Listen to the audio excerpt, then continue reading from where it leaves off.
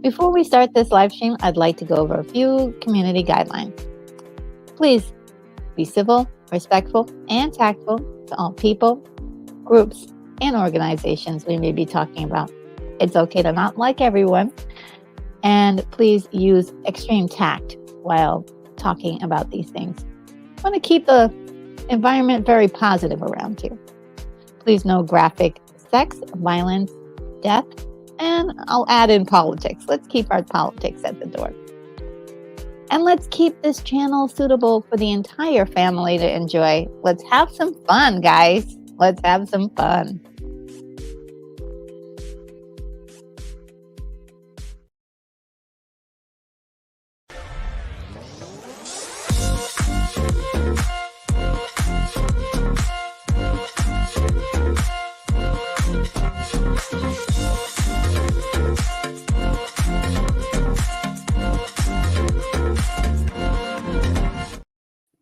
Hello, guys. How is it going? Welcome to the show. I'm Retro Nerd Girl, and I'm broadcasting live from the International Science Fiction Space Station. And I hope you guys are all having a wonderful day here. It is really strange for me on my side of things because it is like it went up to about almost 50 degrees. So I'm like boiling hot, and I didn't expect it because yeah. I don't know what's going on with the weather. It's so strange. Usually it's below 10 at this time of year, and to be at 50 degrees is a little bit scary. And also, hey, we're just going to take advantage of the sun being out and, and the warmth. And yeah, I love it. How are you guys today? So glad to see everyone in the chat. My goodness, we've got quite a few messages already. First one up. Let's see. Let's see. Oh, Keith E tells me that he can hear me, and that is awesome. Thank you, Keith E, for letting me know that you can hear me, and that is so important. And the first one up today is William Blake Hall. Says, "Hey, hi gang, retro. I played back Wednesdays, just the headlines for part one, and I missed." For the part I missed while the nurse was visiting, and I liked learning that Daisy Ridley is an all-around fine artist and person. Yeah, she's really I like her a lot. I after the last, I think she's cool. I think she's cool. And she handled everything like a little queen. So good for her. I'm just really pleased that she is not giving in to what would have been an easy setup for her to fail. And William Blake Hall also says, and they are making The Accountant too. Yes, the original Accountant is seriously cool, he says. My favorite Anna Kendrick movie. Also, I have to give a shout out to last week's 1984 movies because 2010, the sequel to 2001, is not great. I mean, how could it be? But it's still very interesting and entertaining movie in its own right. Oh, yeah. I have to see it. I have not seen it yet, so I can't wait to check that out. But if for anybody else who's not aware of it, William is mentioning a show that I did on Wednesday, which is actually something I need to let everybody know about. It's just the headlines, and I'm giving my modern take on these subject matters to do with entertainment, the entertainment business, and so on. And I had over 35 headlines that I spoke about. That was incredible. So I hope you guys have at least gone over there and checked those out to see what's going on. I'm noticing a lot of places are either not reporting all of these things, or they'll probably report them next week. So I actually felt like I was ahead of everyone this week for headlines, and I'm going over the headlines for next Wednesday, and I have a long list of things. I think it'll be probably over 40 stories. I may need to pare that down a little bit, but yeah, there's a lot of stories in the just headlines.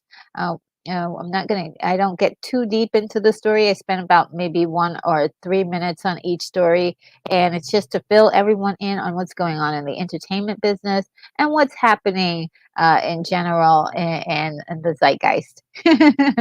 And Keith E is here, and again, thank you so much for always letting me know that you can hear me, because that is a big concern of mine. And Keith E mentions Groundhog Day again because Groundhog Day. And let's see, who else is here? Uh, oh, look, Lance Chapin is here. How are you, Lance? How are you? Let's see. Yes, says hey guys, and is saying hi to me. Says hi RNG, my retro goddess. Oh, thank you, retro goddess. I do fancy that name. Let's see. Let's see. What else? What else? Who else is here? Oh, Taylor Swift is greater than Disney, Star Wars, and MCU is here. Hello, how are you? How's everything going for you? Hope you're doing well. And yeah, yeah, yeah. And Lance says, "I'm good. How are you doing?" Oh gosh, that's a long, loaded question. I'm actually like overwhelmed and exhausted, but still excited to to talk about the topic today, which is 1984. I do this because I love it. I really do. I really do love talking about movies, and I'm really lucky. I'm really lucky. But definitely today I felt it. I woke up and I was like, the bones are cracking. I just felt I was looking at the long list of things I needed to do, and I was like, can I just not do some of this? And yeah, a little overwhelmed, but still in good spirits. And Lance says that he saw Godzilla minus one again, better than the second time. Did you see the black and white version, or did you see just it was just the color version? Because I know they have the black and white version that's out right now for people to watch. So yes, I can't wait till that's available for me to stream. I want to see that, and I want to schedule something with Lorena Creole. I may have her come in and we can watch the 1956 movie together, which is, it's not like Gojira in 1964, but I wanted to have her on the channel to just to um, I think she's only been on the channel once. I would definitely want to have her on the channel.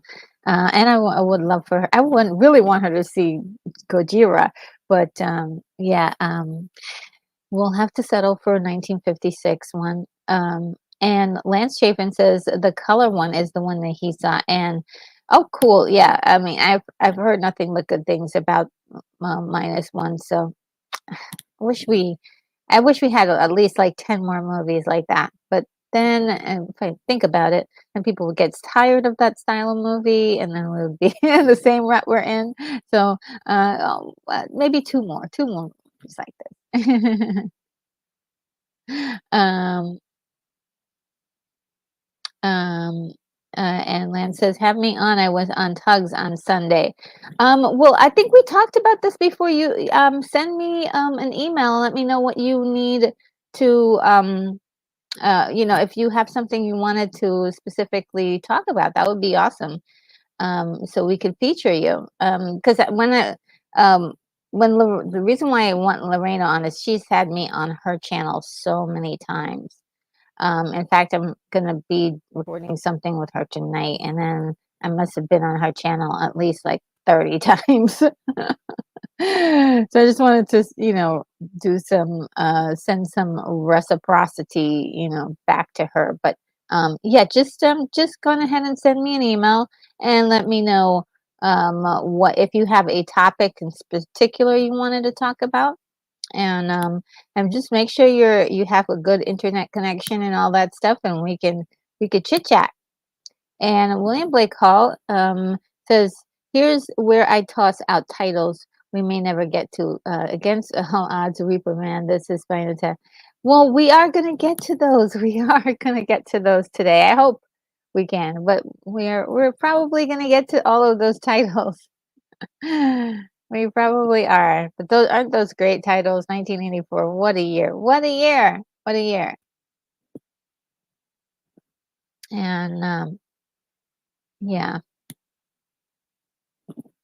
Let's see. Okay, you put your email out there. Okay, yes, be careful of doing that too because you could get bots and stuff. But yeah, send me. You're asking me, so send me your idea of what you want to talk about, so that way we can build a show around that. Because I like to have some structure. I like to have some structure. So just send me an email. And my email is in the description. It's right in the description. So. Let me know. Yeah, and be careful of sending putting out your email. You could get into you could get bots send you stuff that you don't want them to send. Um, um, if I were you, Lance, I would delete those two thing with your email on it. Because if there's any robots, they will come and steal your email. So and send you a whole bunch of garbage. So just delete those two messages with your email on it. Just for your safety. Just for your safety. Um, and let's see. And William Blake Hall is mentioning some more. So let me get to the let's start the show then. Let's start the show. The 1984. I'm going to go over the movies that we talked about before, right? For 1984, and then I will stop at the newer ones that we didn't get to actually do any deep dives on. Okay, so first we've got Ghostbusters, Beverly Hills Cop, Indiana Jones and the Temple of Doom, Gremlins, Karate Kid, Police Academy, Footloose, Romancing the Stone, Star Trek 3: The Search for Spock, Purple Rain, Amadeus, Tightrope, The Natural, Greystoke, The Legend of Tarzan, Lord of the Apes, Revenge of the Nerds, 2010, the year we made contact, Breakin', The Terminator, Bachelor Party, Red Dawn, City Heat, All of Me, Places in the Heart, The Killing Fields, Friday the 13th, The Final Chapter, which that title always makes me laugh because it wasn't the final chapter. Conan the Destroyer, Dune. Oh yes, and this was the last one. Dune was the last one we spoke about, and let's see.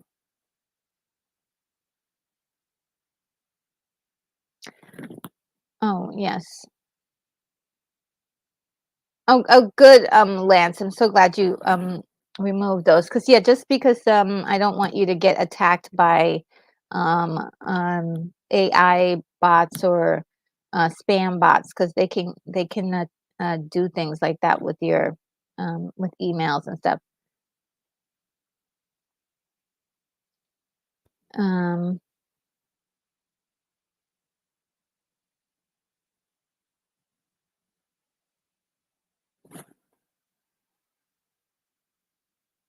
and let me know if you need any further help. Look, it looks like Keith E is saying something went wrong. So let me know. Let me know. Let me know. Um, and 'cause it,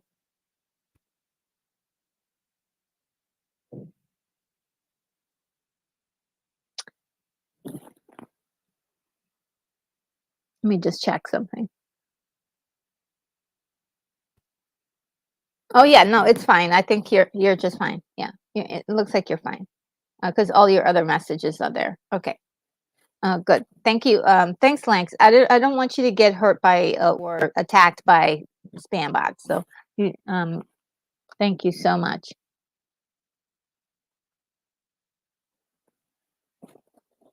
Okay.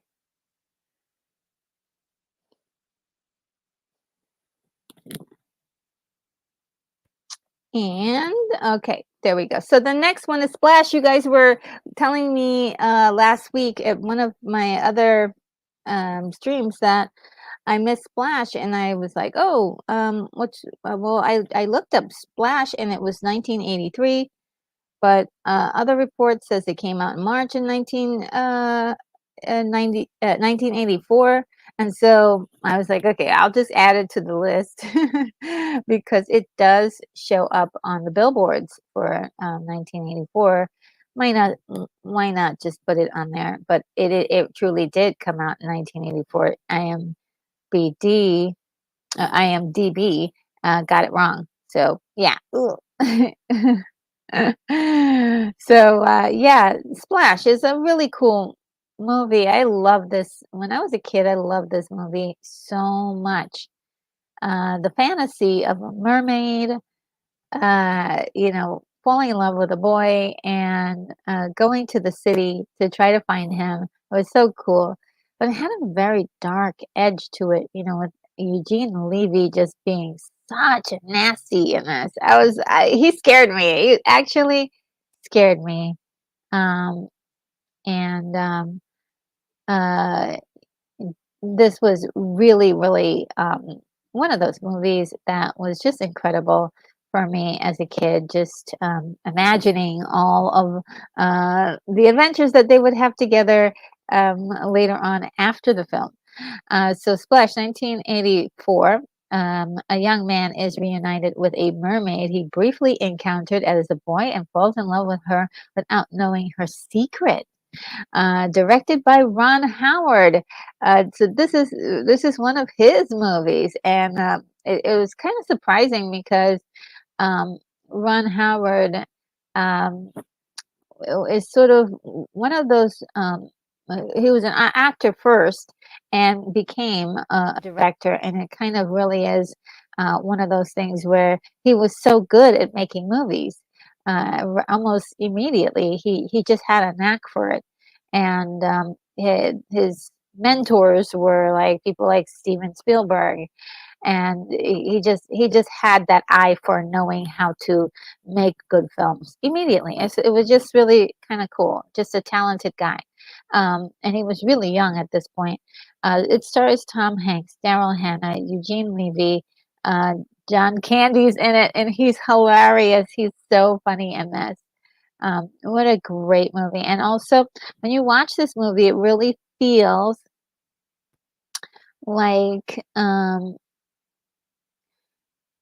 1984, right? It feels like that time capsule movie, everything 1984. It takes you back to that time period, and it feels really, really cool. So I did love myself some Splash. Let's see, what do you guys say about Splash? Let's see.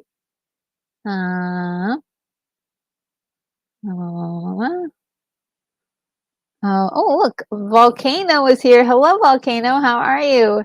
And DJ Play Nice is also here. Fine from this side. Oh, cool. And let's see. Uh, oh, yes, I heard about this, and it's. I am totally devastated by this. So yes, rest in peace, Carl Weathers. I'm going to talk about this on Wednesday morning. To added it to my list of things to talk about next Wednesday morning. Yeah, it broke my heart. He looks so good and so robust and so healthy. So it really comes as a big surprise uh, that he, suddenly passed. So I, I was wondering exactly what happened because he looks so healthy. Um, let's see what's else. What else is there? Oh.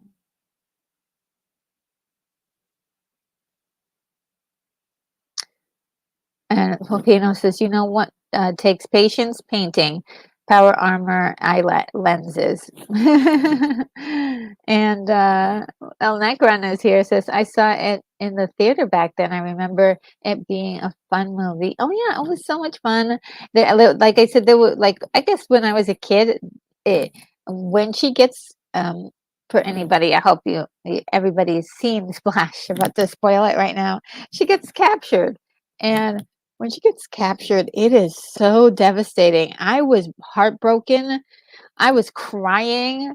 There was tears streaming down my eyes. I was pissed, and I was so angry at Tom Hanks's character because he was really pissed at her, and I was like, "How could you be mad at her? She sacrificed so much for you."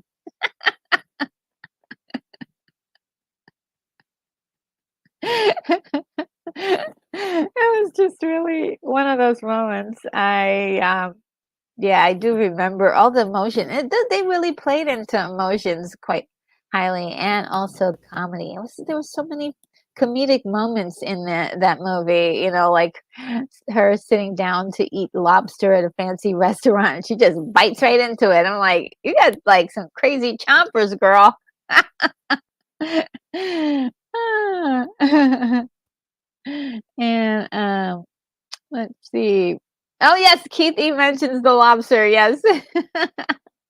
Yeah, it was great. It was so great. I thought there were like a lot of moments like the TV scene, with all the TVs on the wall, and when they were selling televisions. I don't even think there's stores that sell televisions like that anymore. Are there? Well, it's been so long since I've been to one. And yeah, it's really a delightful little story with a great ending. That ending just haunted me for years. I was like, "Oh my God, I want to go to that underworld water kingdom that she was from." You see her in the beginning of the movie where she's just floating around and doing whatever. But this is basically the Little Mermaid, but with a happy ending, right? Modern day Little Mermaid with a happy ending. Very nice, very nicely done. And they didn't call it Little Mermaid, they call it Splash. They called it Splash. And then a lot of people have seen Starman. Well, now I really should remove my check mark because the green check mark for on IMDb is just letting me know that I've seen the movie already. So at one point, I've seen the movie maybe 2 or 3 times when I was really, really, really young when it came out. But I can't really remember this one. And it was believe they had played it on HBO or, one of those channels, like, over and over again. And, it was it was like one of those movies that was recycled over and over again. This and the, Philadelphia experiment over and over and over again. And so you had to catch it at least 3 or 4 times. But, uh I caught it those times, but it was one of those movies that didn't really stick to me like glue, where, I felt like I knew every single line. It had, like, highly quotable moments that I would always remember forever and ever, but I just remember it being a decent movie. And what I probably need to do, is give it a good watch again and see if it still holds up, and I'm if I have time, I'm not sure if that's gonna happen now, but I might do a series called, Does It Still Hold Up? Older movies that I've seen maybe once or twice and see how if I still feel the same way about them. Well, I'll have to, get back to you on that one. And, Keith E. says Apple has Starman on sale, I think, for $4 right now. Oh, wow. Apple. Oof, Apple is really raising its stock when it comes to entertainment. At first, it was a tech company, but they're changing their model to be an entertainment company, and that is really incredible. They're going to make a lot of money this way. And DJ Nice, yes, that series would be great. Um, uh, that series would be great. Oh, as Starman as a series? Not sure which series you're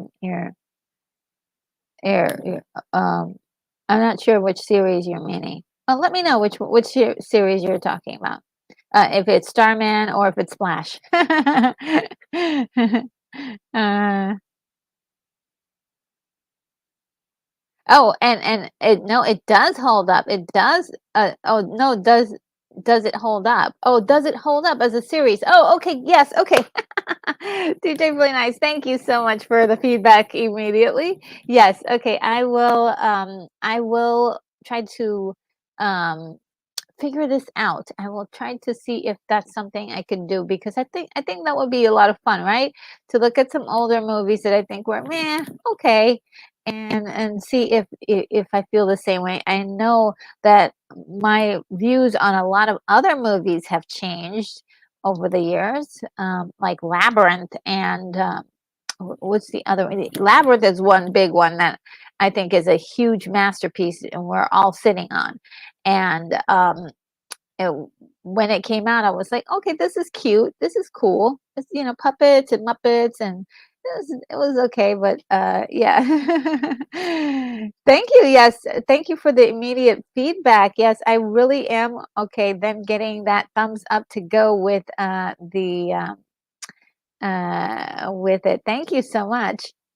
And I love it when talking to you guys. This is why I love doing these live streams. I get immediate feedback from you guys about stuff. And Melodic Method is here. Hello, Melodic Method. How are you? Says hello, RNG and chat just joined. Oh, thank you so much for joining. And yes, welcome, welcome, welcome. And William Blake Hall says there was a very short-lived TV show, Starman, starring Robert Hayes, Ted Stryker from Airplane. Oh yeah. Excuse me, my allergies are insane again. It's the typical with me. I think I might need to start putting on my air purifier again. Usually the cold kind of, I do have allergies when it's cold, but it's not as bad. It reduces it quite a bit, but when it warms up, ooh, gets to be really crazy. Let's see. And Keithy says it's great to have you with us, Melodic. Absolutely, absolutely, Melodic Method. And DJ Play Nice says Labyrinth always was that awesome. Yes, it was. I don't remember. I don't know why. And I thought it was like I was like, okay, yeah, this is cool. I guess my attention span at that point was fading, and I was getting interested in other things.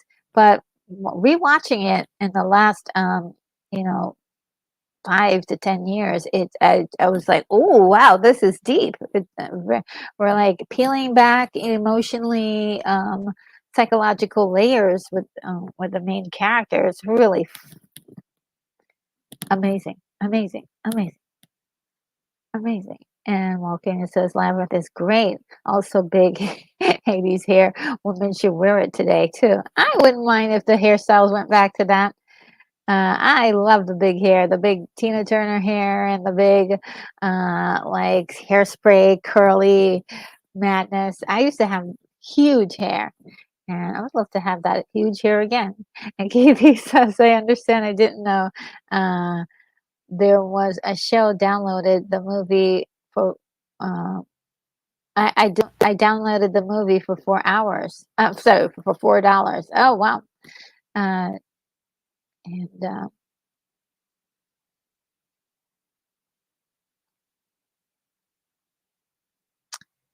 And yes, more sentiments for Carl Weathers. Yes, definitely.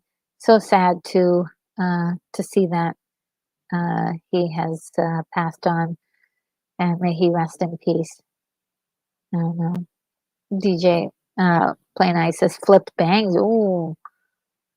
Oh, well, it was so funny because I have a bang, and I kind of flipped it like a little bit, and I was like, well, that really brings me back. That really brings me back to the old days. Not a fun thing to discuss, but I use a device, squirt. I was like, "Where is this going? Where is this going?" I use a device to squirt saline water through my nasal cavity on one nostril and out the other. Can be very helpful. Yes, um, I have not tried that in many years. Um, I'm such a baby. I've not tried that in many years. I should do that. There was also like a handy little mister that I used to use. It's like ridiculously expensive right now. I am, and I was going through bills last night, and I'm like, oh, really trying to stay very trim and lean, because uh, suddenly now I've gotten a few more bills that I need to run this channel on, and so I was like, "Oh, I gotta be tight." But one of the things that I used to get that was used to be very helpful was this sprayer that you would spray, and that would help to clear the passages. And it was xylitol, I believe, that was in that one, and there were also some saline sprayers as well to use, but they would decongest yourself. They would decongest you and get your nasal passages clear. So that's for people with a few dollars in their pockets.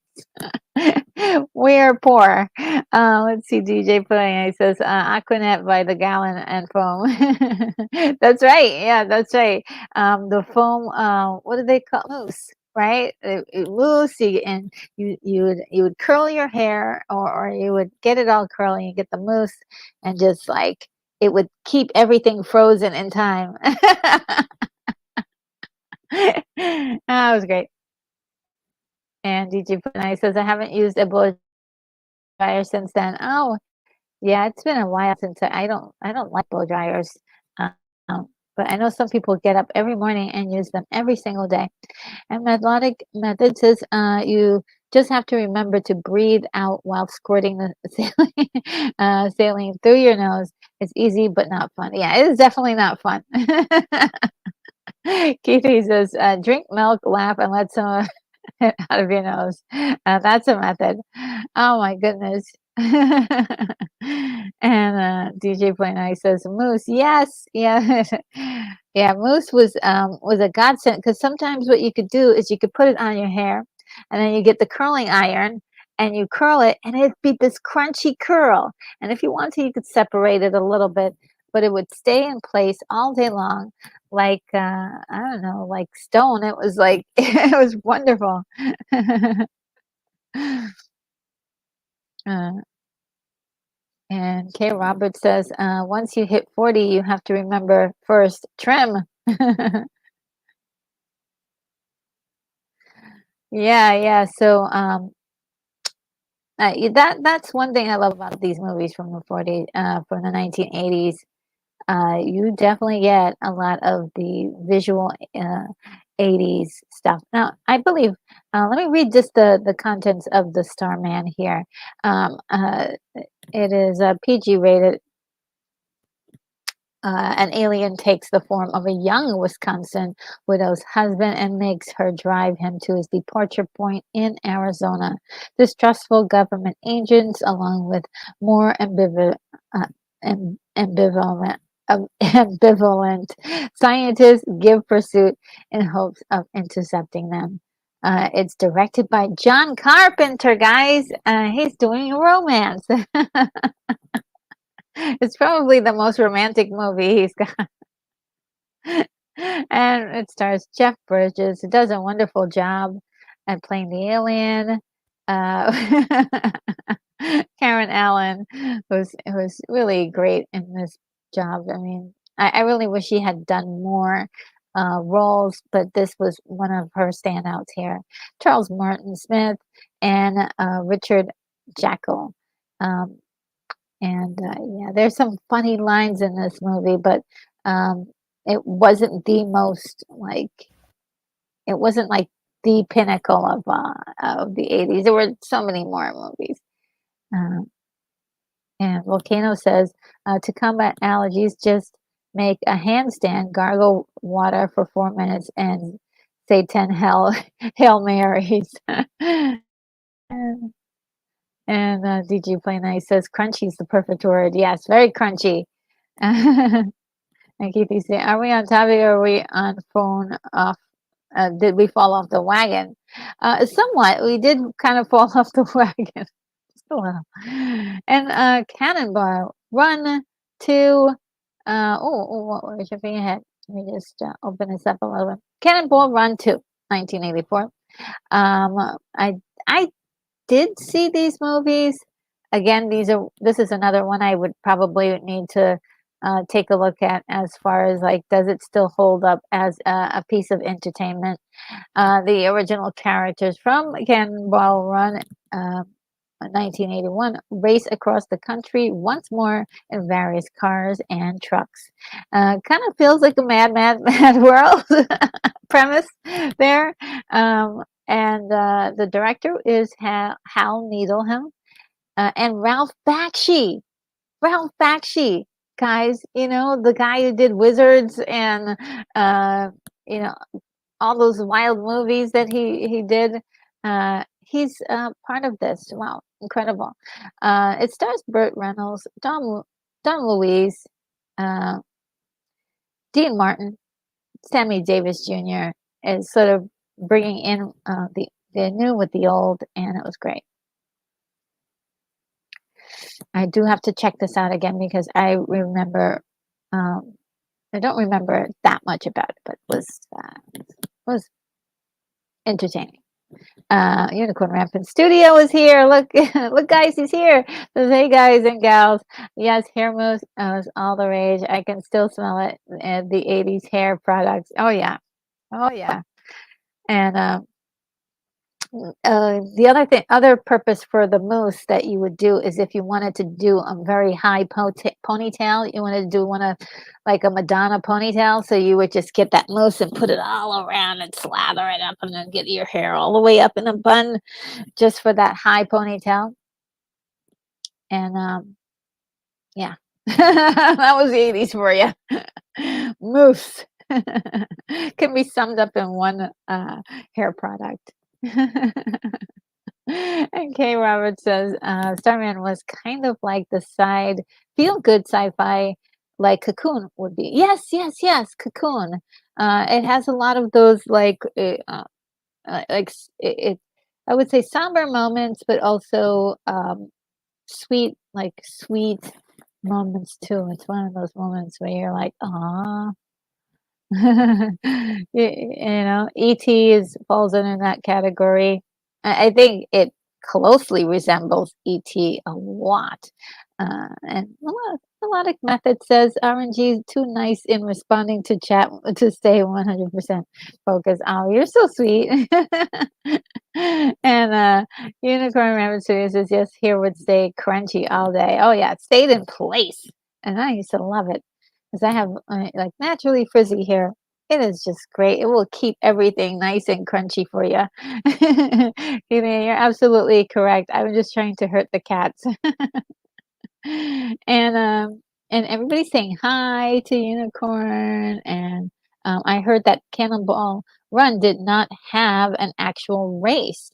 Oh, Run 2 did not have an actual race, says William Blake Hall. And that I like I said, this is one I'll have to do some retro reviews and take a look at these older movies that that don't kind of follow my normal like fangirling, the movies that I fangirl about, like all the sci-fi movies and all that. Like Cannonball Run, I thought it was entertaining, but it totally escapes my mind what the premise was of that movie. It was totally escapes my mind. And also Burt Reynolds, I like him as an actor, but there are only like maybe one or two movies that I really remember him from. But I remember him more of a personality in the 70s and the 80s than actually being like an actor. But I mean, come on, Deliverance, he just killed it in Deliverance, and like there may be one other movie I'm not thinking about, but it was one of his last ones. What is it? What is it? Oh, it's on my mind. Um, I'm looking at the poster in my mind. I can't remember, but when I think of it, I'll let you guys know. Oh, look, it's Stunt Brett. How are you doing, Stunt Brett Smith? How are you? Is this my sweet retro girl? Hollywood hugs. Hugs to you as well. And yeah, everyone's saying hi to Stunt Brett. Let's see. Um, and Stunt Brett says Hal Needle Dim was a stuntman who doubled Burt Reynolds, started out stunt coordinating, then directing. Oh, wow, yeah. I love those guys because they really they know a lot about filmmaking, and a lot of them I know that they actually film the action scenes too, and that they don't get credit for actually filming the action scenes in many cases. So yeah, that is pretty cool. Pretty cool. Um, And William says Sharky's Machine. Oh, is that a movie? I didn't never heard of it. Yeah, never heard of Sharky's Machine. All right, and so let's move on to the next. We've got teachers. I've never seen this or even really even heard of it. But it's rated R, so not for kids. A well-meaning but burned out high school teacher tries to maintain order against the backdrop of a pending lawsuit against his school district. When it comes to light, they give a diploma to an illiterate student. Ooh, it's a drama. It's a comedy drama, actually. It says the director was Arthur Hiller. Stars Nick Nolte, Williams, Judd Hirsch, and Ralph Macchio. So I have never seen this, but it's was released in 1984. So I got to put that on my list as just to see what it's all about. Um, and yes, and Stunt Brat agrees, says Retro, yes, many stunt directors are coordinators, sorry. Many stunt coordinators are second unit directors also, yeah. And yeah, they don't get credit for their work at all. In many cases, it just goes to the director in general, and they're just overlooked. But we will try to do our best to make sure that it's so nice to see when they actually break out into their own director roles like that. So I'm gonna have to do some more research on um, what Hal Needham's done, because I like to do that. I like to look and see what other movies people have done that have such a rich background like that. And DJ Play Nice says, teachers, yes, Nick Nolte, hometown boy, Omaha. Oh, cool. And Volcano says, I have Bad Teacher in my collection. Oh, okay. That's a different movie? And William Blake House says, never saw Teachers, but I should have. Jo Beth Williams, the mom from Poltergeist, takes off her what? No, no, William, no. But DJ, remember, it's for kids. It's a family show. And DJ Boy Nice says Machio was great. Was a great role. Oh, really? I didn't know that. Teachers, 1984. Okay. Um, and is he playing the student in question in that? For the synopsis there. And somebody says Buddy Van Horn was the same for Clint Eastwood. Eventually acted also. Ooh, cool. Um, and Kay Roberts says teachers was leveraged in the mid 80s as the new DOE lobbies formed to promote standardized testing by the 90s. Oh, interesting. Interesting. Has real world effects imposed on it. Cool. And then this one, I remember when it came time for the Oscars, we had uh, this movie in particular came up quite a few times. A Passage to India. Oh, excuse me a second. My throat is getting dry.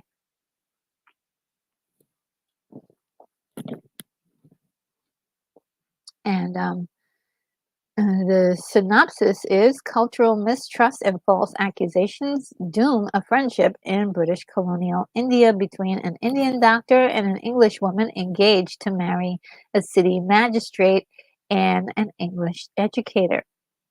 It's very cool. Let's see. Director David Lean. I don't recall any other movies from him.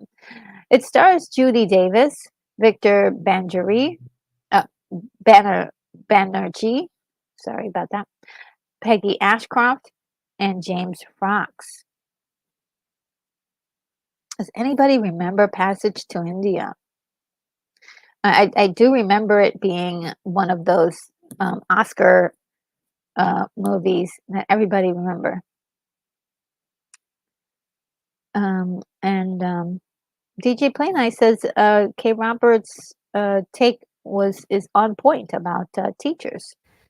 And Volcano says Bad Teacher was a Cameron Diaz movie. Oh, I remember. Yeah. She plays a very lazy but hot teacher. All kinds of shenanigans were going on. Oh, got it. William Blake also says I went to the high school that Teachers was filmed in Columbus, Ohio. One of the high schools one of the 8 high schools I went to between 1984 and 1988. What? You went to 8 high schools in 4 years?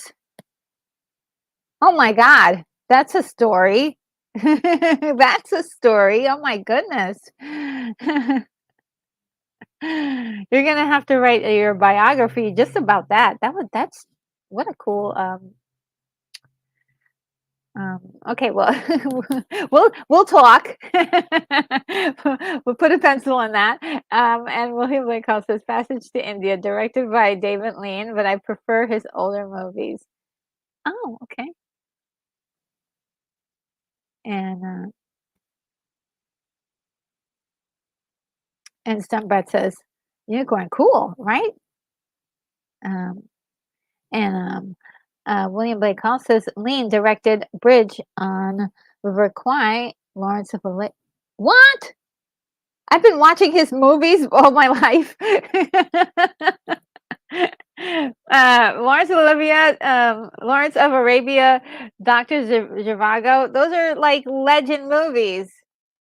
I remember watching Lawrence of Arabia more recently, and it's like I mean, come on, that's an epic movie. It is incredible. Wow, wow, wow. And I must feel like I really feel embarrassed. I'm like, he's like huge, and I'm like, who's David Lean? I feel like, you learn something new every day, and I hope to. I'm gonna dive into his work. I mean, thanks, William Blake Hall. You are a treasure. And Unicorn Rampant Studio says it was a scary urban school. I was afraid the whole time. Oh, I hear you. Yeah, I hear you. Keith, he says, hello,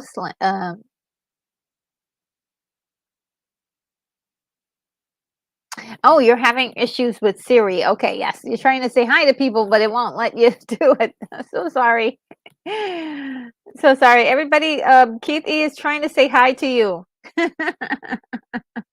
I think he's trying to say hi to Stunt Brats. If if I'm not mistaken.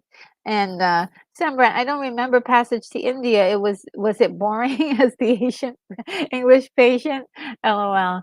It is one of those dramas. It's a oh yeah. If I can look at the description for it, it's adventure drama history. So.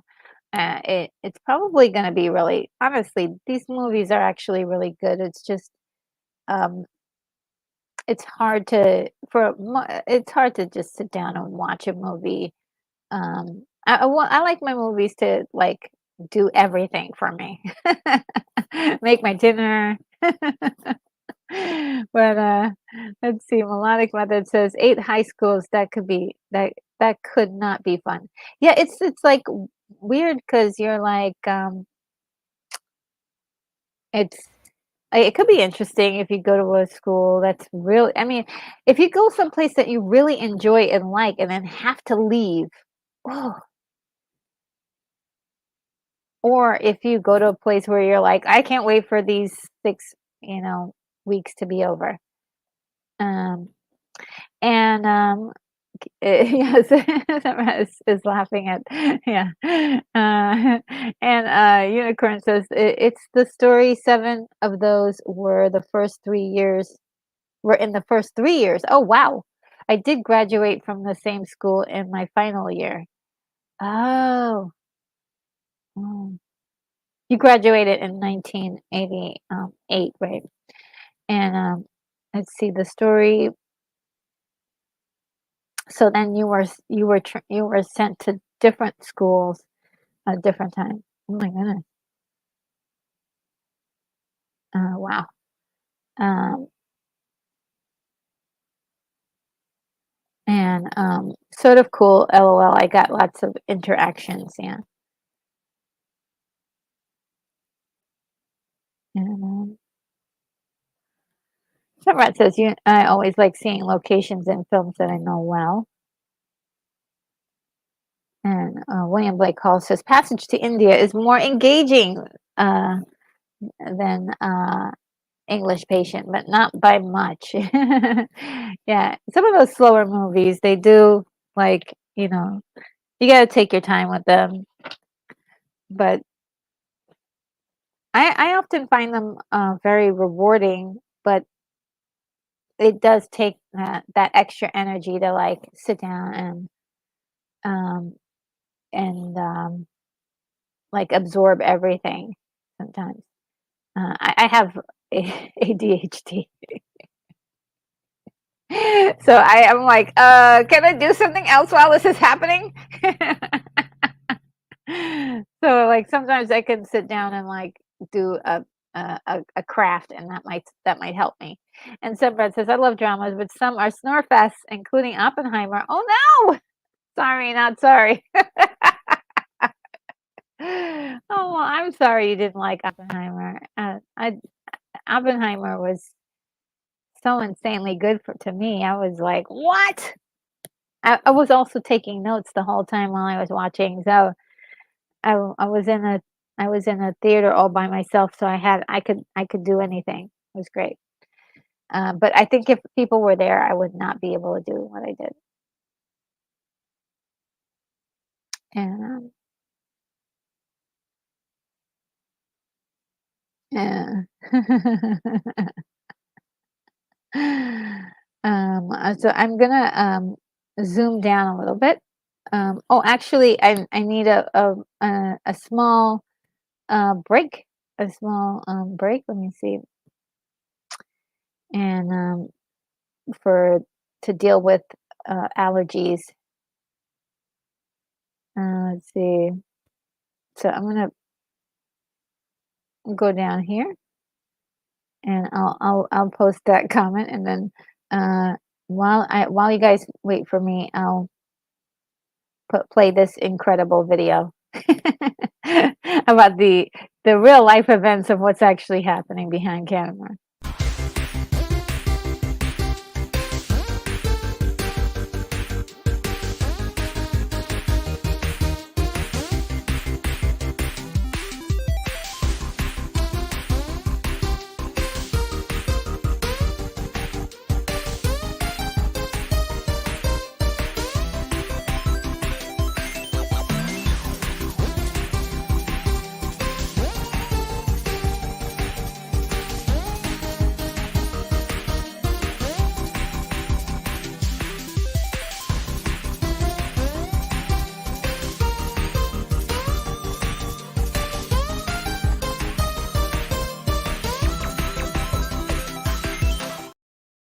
All right, guys. I'm gonna sorry about that. Thank you so much. You guys are so sweet. Thank you for this number fun. Yeah, those are there. It's pretty rough, but I I'll live. I'll live. And let's go to the next one. Let's see what's next. Protocol. Oh yeah, I remember seeing this in the movies. Let's see. Uh, and William Blake also says Retro needs to see Fantastic Voyage just to imagine a microscopic war against allergies. Yes. And Melodic Mother says I have too have allergies. That is her streams are great when I can join. Oh, thank you. Um, and a unicorn rampant studios. Although I do like that feeling when it sneezes. When I sneeze just before unconscious before consciousness returns, and that brief moment that does feel like my entire brain has been cleaned out. And some red says awesome sneeze video. Yeah, that was actually what was going on behind the camera. So, but just in a more entertaining way. And, so we have Protocol, which I actually saw this in the theater with my mom. We loved it.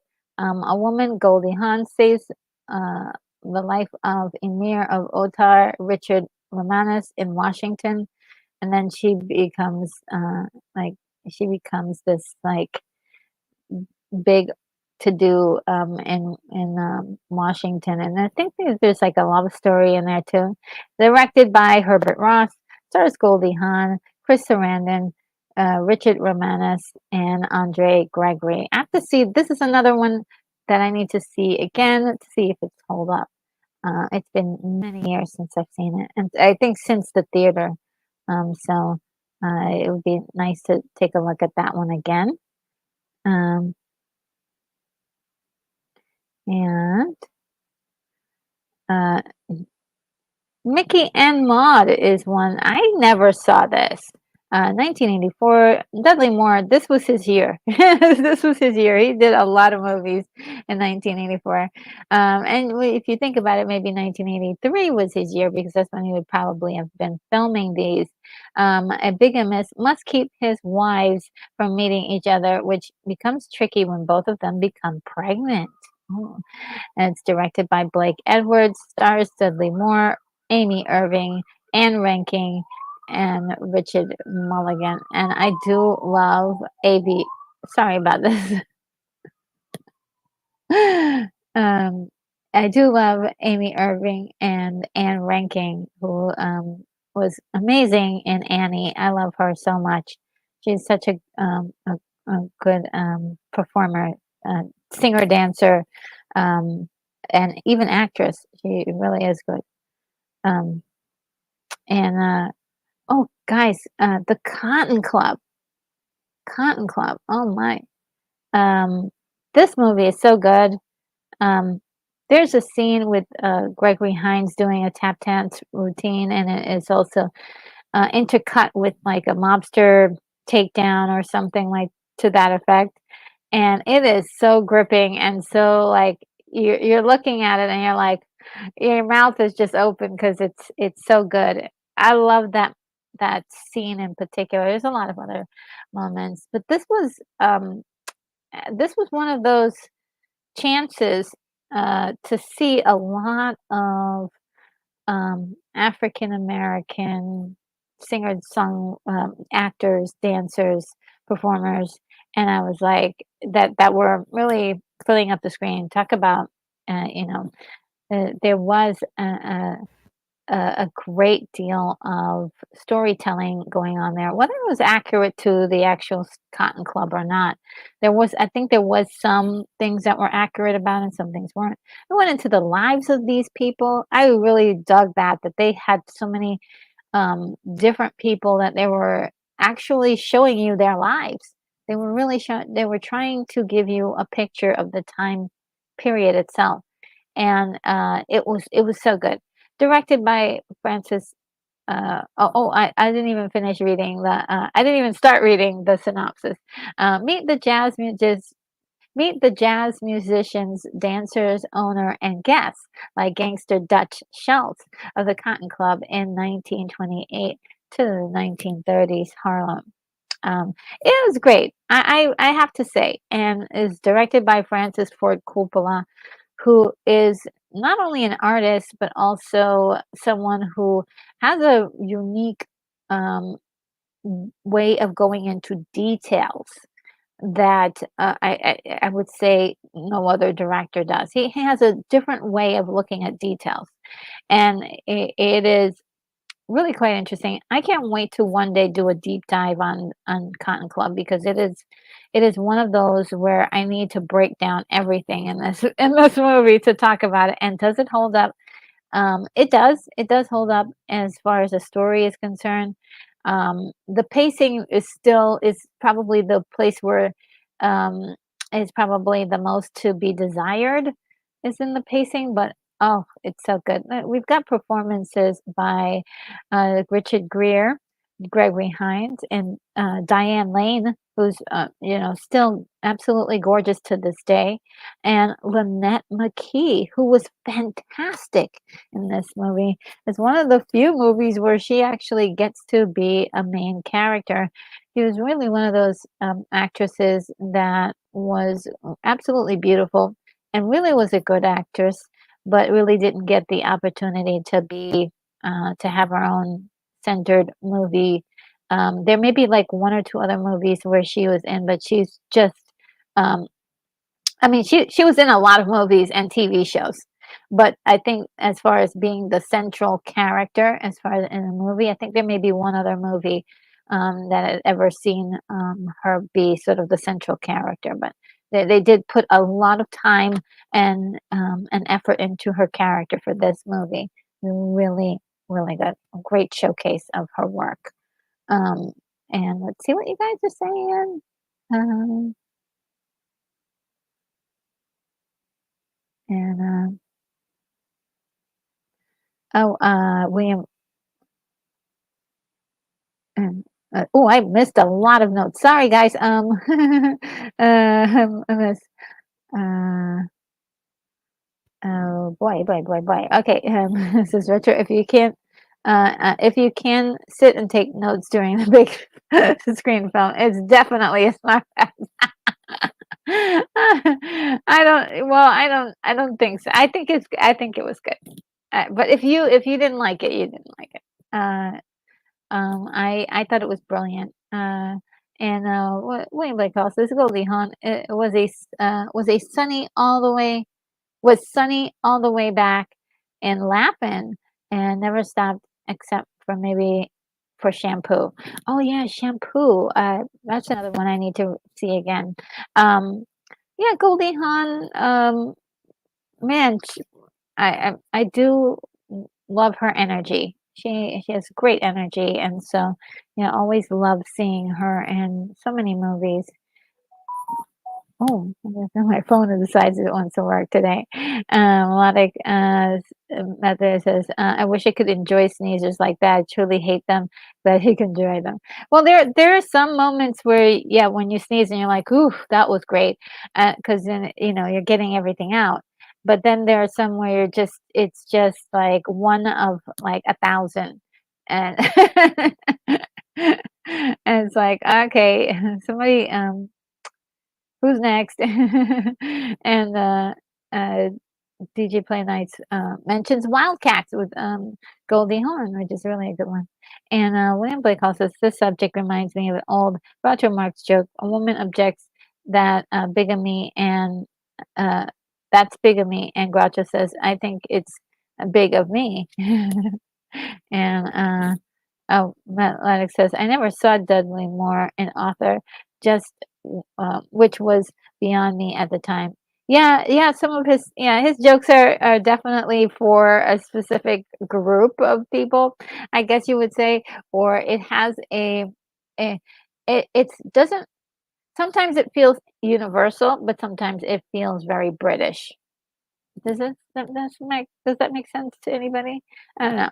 Sometimes it feels like a joke, he tells jokes that or he is in funny situations that appeal to everyone, and then there are just some that is like, "Oh, is this that a British thing?"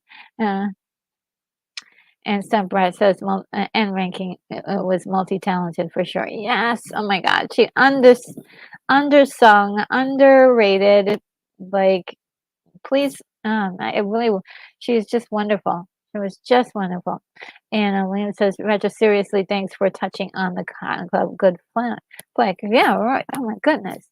Yeah, CJ Play Nice for, says, "For real, yeah." And, Summer says, "Melodic, they just got, bumped on my all-time favorite list." Awesome. Let's see. And Melodic Manor says, "Oh my gosh, jazz! I could never figure out how to play that music. It's amazing. Just so challenging to play. I play drums, by the way. Oh, cool. Yeah, the music in this was insanely good. Um, and I find this time period to be very interesting, a very interesting time period. The Cotton Club itself is an interesting anomaly in history and just in general. And the practices um, were very, very insanely inhumane, but also it was an opportunity for a lot of people to perform and be seen. And a lot of people from the Cotton Club actually went on to become stars. And that's another piece to this that this was very helpful for African Americans in general, even though there were some scary parts to do with the Cotton Club. And, uh ooh, William, Blake Hall mentions Vanetta McGee, I think was in Clint Eastwood's spy movie, Elgar Sanction. I believe um, she's in a lot she was in another Western, I believe, and she was in Blackula, right? If I'm thinking about the same Vanetta McGee. Yeah, she was in Blackula. Um, and Gielgud was awesome in author. Oh, really? And Stumpback agrees. Um, let's see. And DJ Blaney says, super popular theme song. Whatever happened to Christopher Cross? Um, I don't know. Sunrise says number one for me is Wizard of the Oz. Number two is now the 2004 epic film Australia with Hugh Jackman and Chris Kidman. Fantastic. Oh, never heard of that one. And I'll have to put that on my list.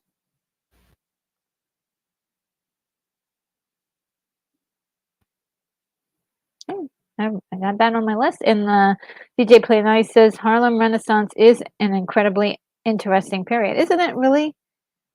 It really is. Oh, and William Blake Hall says Christopher Cross had such a long way to go to make it to the border of Mexico. He had to ride like the wind.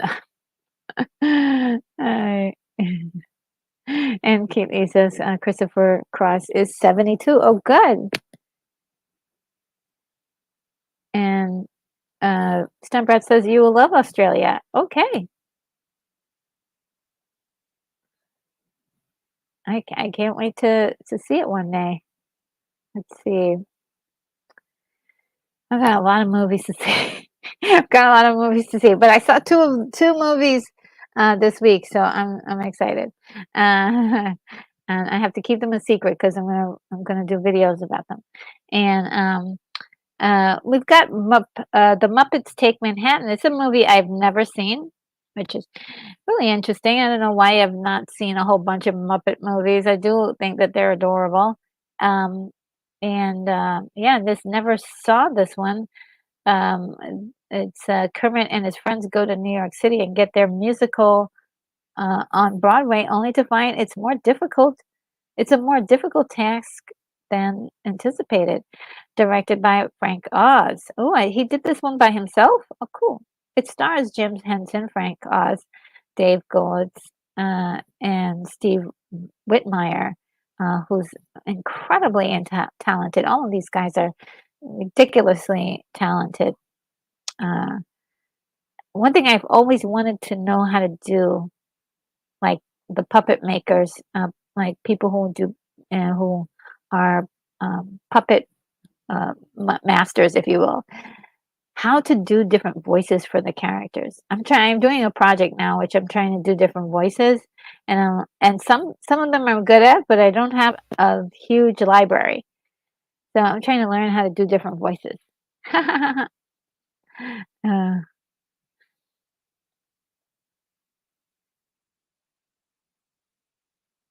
and and somebody says, "Did you see Real Genius?" Not yet, not yet. It is on my list. It is on my list. Um, I I have a long list. I have a long list. Uh, and uh, and William Blake Hall says, once again, Retro, if you watch Real Genius, you'll have lots of popcorn on hand. Okay, I sure will.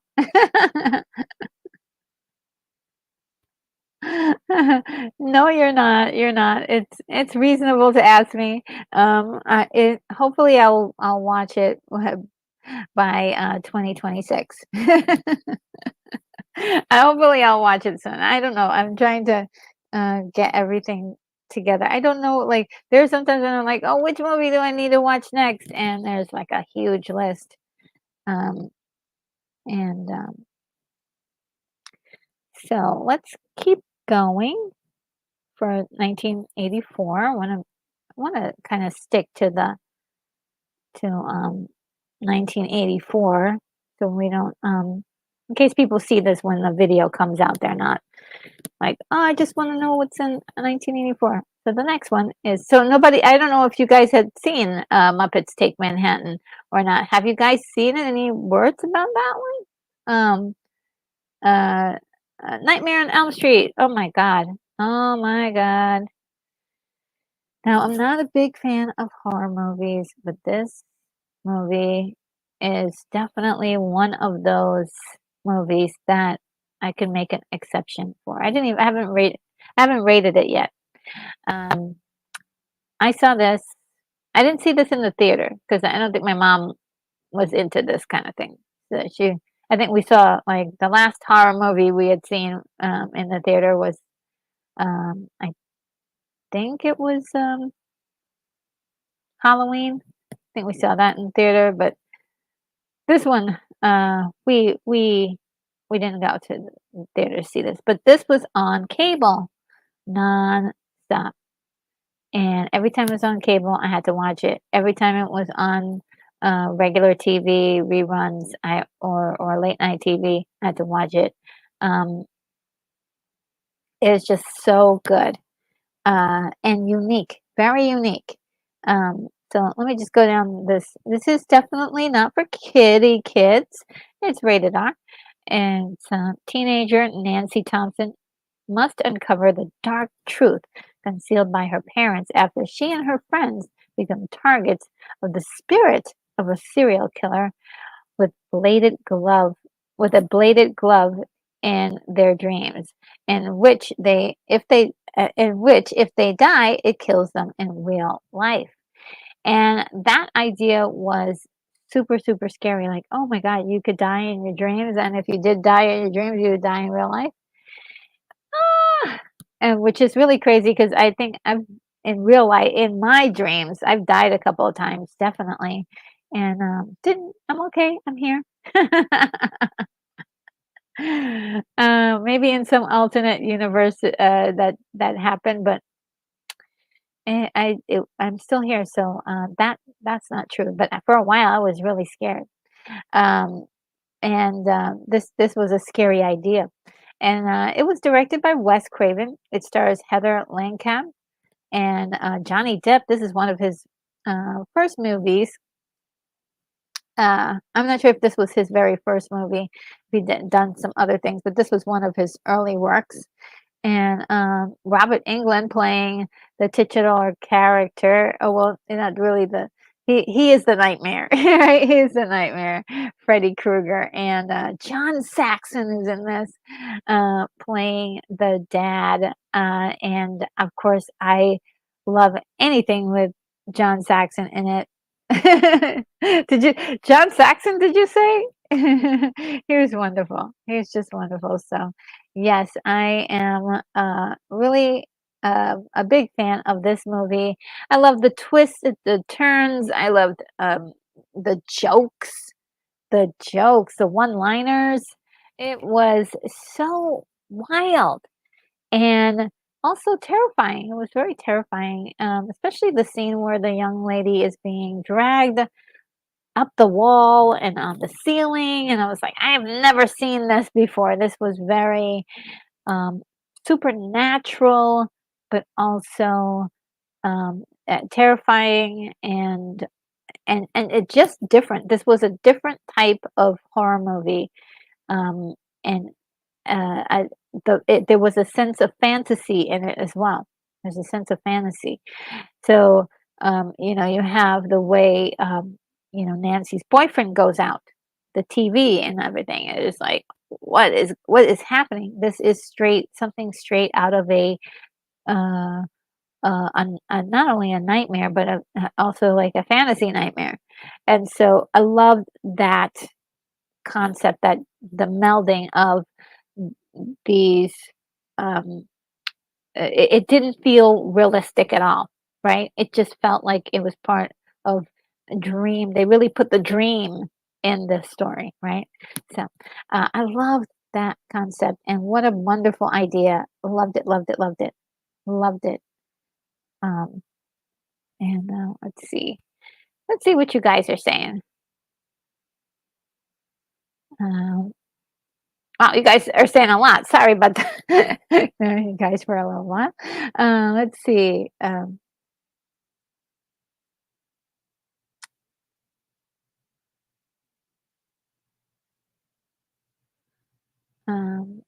Okay, here we go. We were talking about this one. So Brett says, Freddie pumped out of my body in Nightmare, Gene Child. I never seen it. Is too scared. Oh no.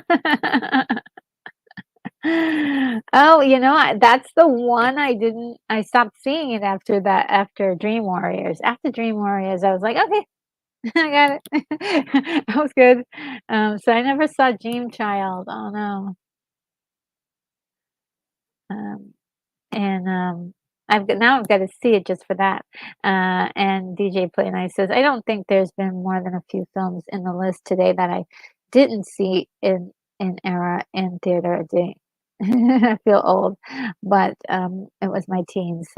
Well, there may be some that's coming either this week and maybe even next week, because there are some I have never heard of before in my life. So yeah, that was pretty interesting to discover. And Melodic Method says, was Freddy scarier because he was a wisecracking horror monster? It seemed more real.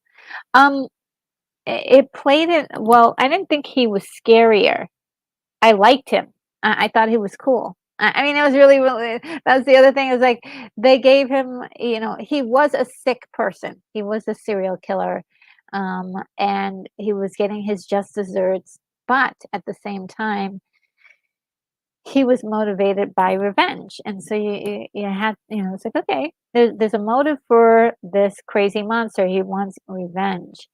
It started to get a little murky with the the sequels. But the first movie had that in tow. They had a nice um, little motivation for him, and also he cracked a lot of jokes, and so he made it funny.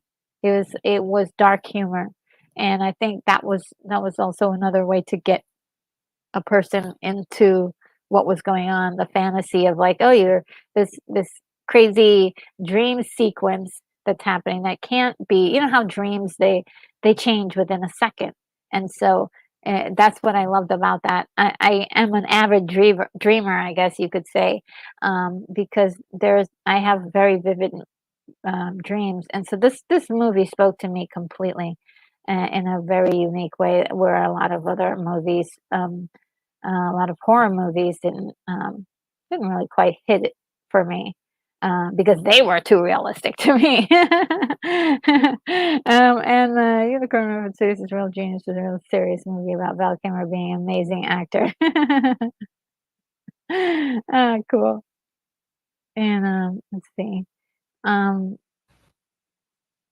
let's see. Let's see. I'm just gonna zoom down just really quickly. So, Unicorn says, "Yes, Nightmare on Elm Street. Same for me as your retro. Yeah, yeah. It's one of the few that I'm like, oh wow, this is cool. But then over the time, they made it too corny and too silly. But Dream Warriors was. I love Dream Warriors, and I love the music for the entire movie. And then after that, I was like, okay, I had enough. And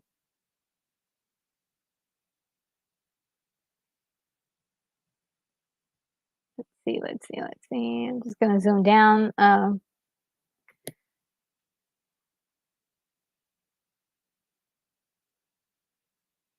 And oh, cool. All right. Let's see.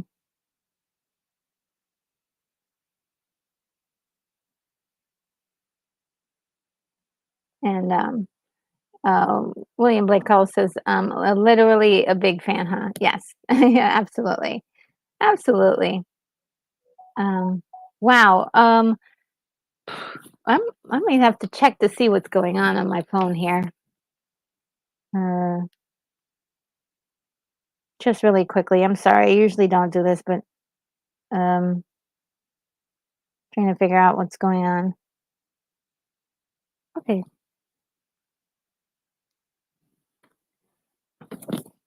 Not an emergency. Okay. Thank goodness. I was worried there. I was like, I'm getting a phone call and oh Lord.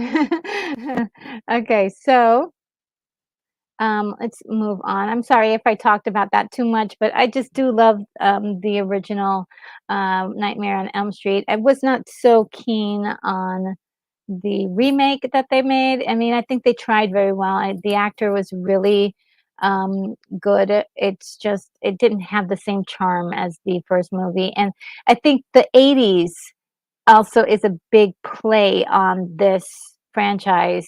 It is exclusive to the '80s as far as like the flavor of it and the Wes Craven, flavor of the '80s in particular. So I thought that this really landed the plane for me as far as horror movies. And Woman in Red.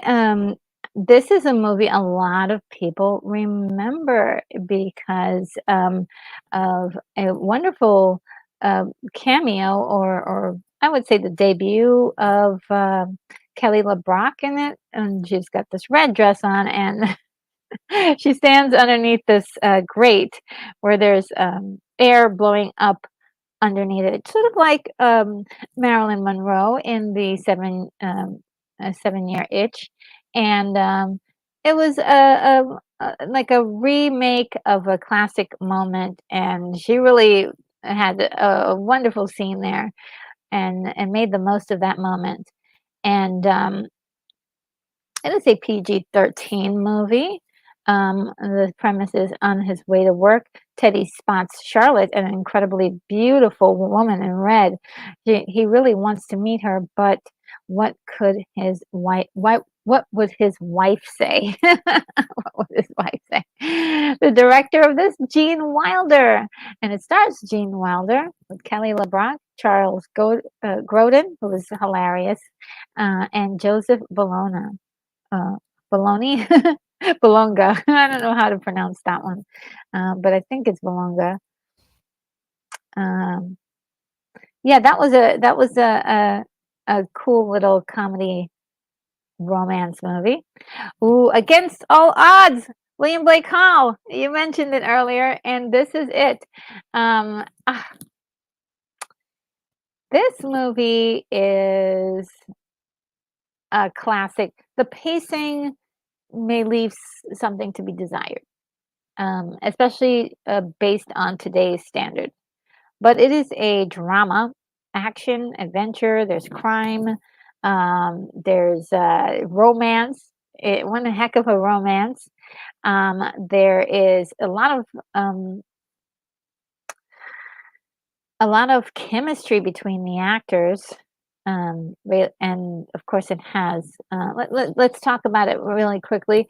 It is rated R, so not for the little kiddies. Uh, we've got a gangster hires an ex-football player to find his girlfriend. When he finds her, they fall in love, and the twists start to appear. And this was directed by Taylor Hackford. It stars Rachel Ward, who was super, super hot as far as like being the it girl. She was like everybody wanted her in their films, and she was an excellent actress at the same time. Gorgeous and incredibly uh, talented. Jeff Bridges was in this too. Uh, and probably it was just incredible in this. James Woods also doing a fantastic job at playing the bad guy in this movie. Alex Karras also as well. Yeah, this was one of those movies that you don't forget, and maybe you won't come back to it every few years, right? It's one that maybe you see like once every 10 years. Once in the beginning and maybe again to see if it still holds up.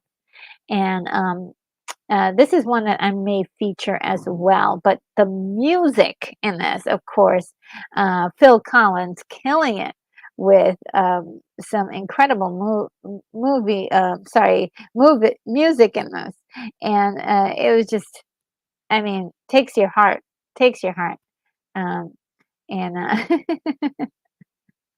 let's see what you guys are saying. Oh, look, Zachariah 315 is here. 315 315 is here. Says, howdy, Retro Nerd Girl, and chat. Good to see you here. Yes, welcome, welcome, welcome. And Keith E says, also hangs on every word his uncle Unicorn. I'm missing part of it.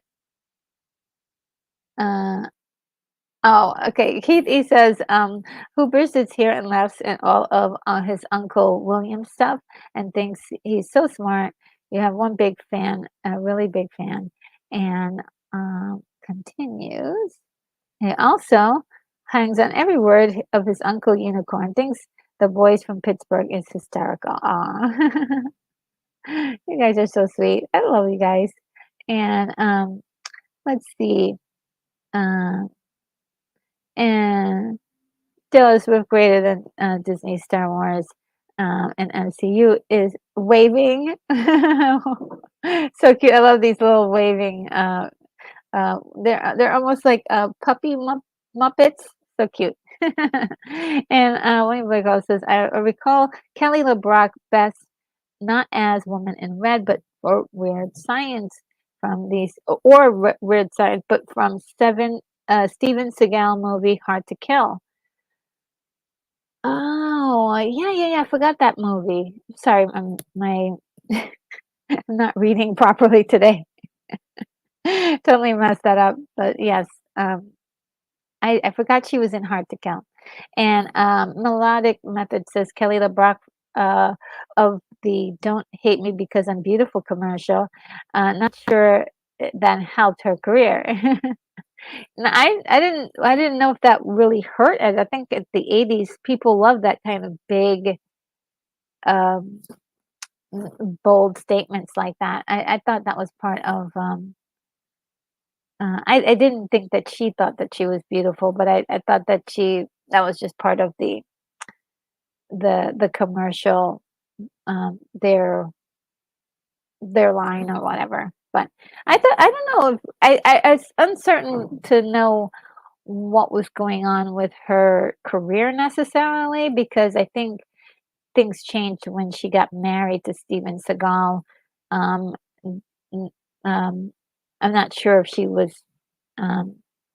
if she was gonna be able to do as much. I think he wanted her to be a wife, uh, and that would be, hard to do that and have her career. But I think there were other things I think in her personal life to do with why maybe she wasn't in all the stuff that she could have been in. And William Blake says, Against All Odds is a bit sluggish, but as such cool leads. Yeah, it's very sluggish. Instead of, was saying about the pacing, they could have just, probably could have some firmer edits. But that was also like 1984. I think things were a lot slower. Like today, the pacing has to be like, you gotta move that pacing up a lot for today's audience, but yeah, it is a bit sluggish. Sluggish is a great word. And DJ Play Nice says, "Deliver Me" from Phil Collins. Did you not like it? I love it. And so much. And Universe says, "Did not really like the movie that much, but Phil Collins take a look at me now, and Easy Lover songs play constantly in my head. Oh yeah, I play it at least once a day. It's great, honestly. Like I'm playing at work, and it's great stuff. It's a little melancholy, but the Take a Look at Me Now song, but I don't know. It's just good stuff. And every time it plays, I think about this movie. And DJ Play Nice says, "Junior high dances to Take a Look at Me Now." Oh yes. And William Blake Hall says Rachel Ward from everything from the TV miniseries The Thornbirds to the comedy Dead Men Don't Wear Plaid. I've never seen Dead Men Don't Wear Plaid. I really need to see it. And The Thornbirds I remember a long time ago, but that's one I probably need to revisit because it's been a while. I remember some of it, but I don't remember all of it. Um, and Tamara says, was Heart and Souls 1984 awesome film with Robert Downey Jr., Charles Grodin, Kyra Sedgwick, my top on my top 10. I'm not sure. Um, um, if so, it's probably on the list. I'm not sure. It's one I don't remember. But we'll see. Give me 2 seconds, guys.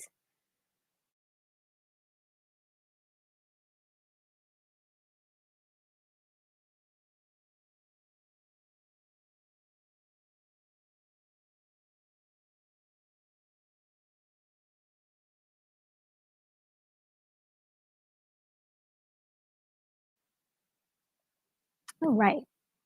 And let's see.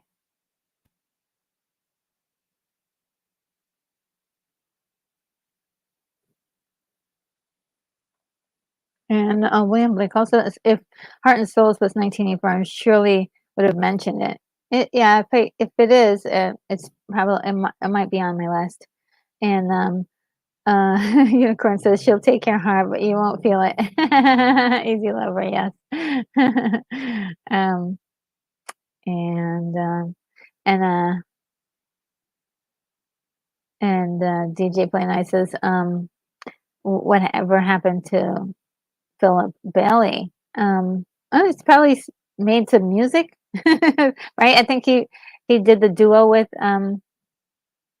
Phil Collins for that. They just usually with a lot of these really talented artists, they just end up doing a lot of producing. It doesn't mean that they're not working. Um, it's kind of wild though, but I'm not sure. I won't say that I know for sure, but he's probably producing. And William Blake calls says LeBrock got married to some other guy. And Stunbrat says the English patient was past sluggish, patient flatlined. Yeah, I don't know. I've never seen The English Patient, but I am a film lover, so I usually see the nuances and things about movies that maybe other people don't see, but I do love a lot of movies. And Keith E says she was married to Victor Dre, according to to Wikipedia. Okay. Um, and and William Blake House says that reminds me of I like Flatliners, the original. Um, and Unicorn Cleaning Woman, um, uh, Dead Men Don't Wear Plaid reference. Oh, okay. Okay, I've never seen that movie, so I'll have to watch it. And DG Play Nice says, favorite 80 mini series Shogun. Okay. You guys are determined to change the subject. All right. Let's see.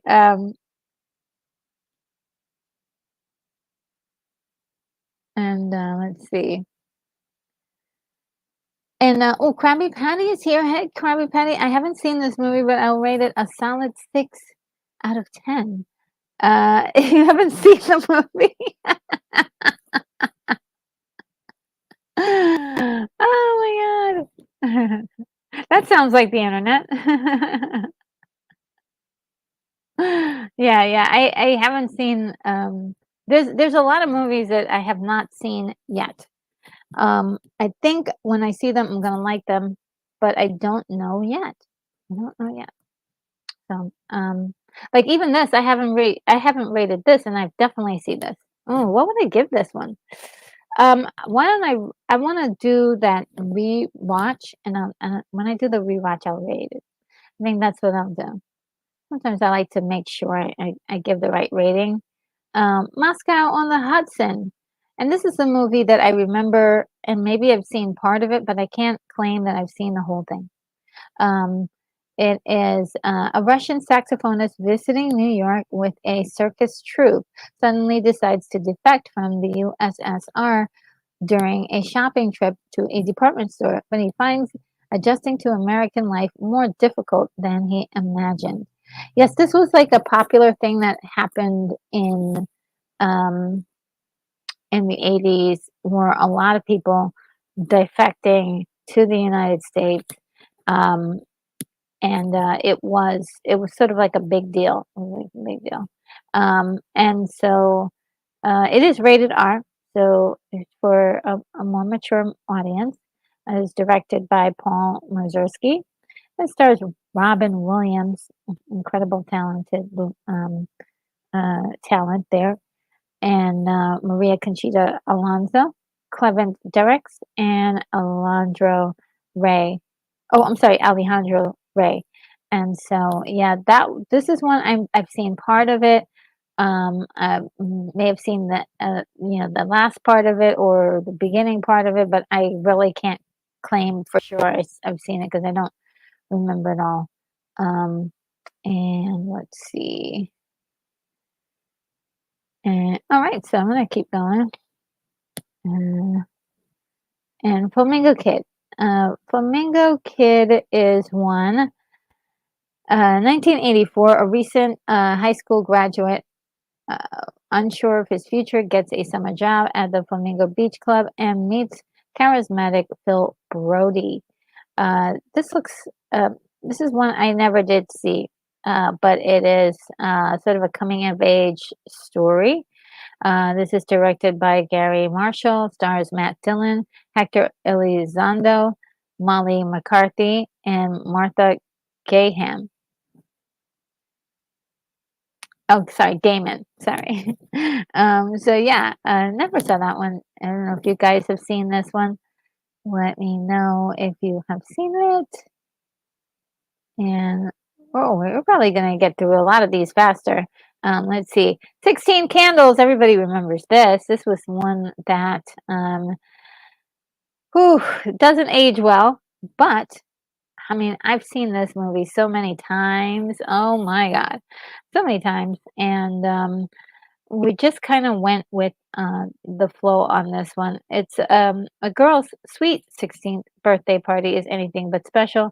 Her family forgets about it and she suffers from every embarrassment possible. Very, very funny movie.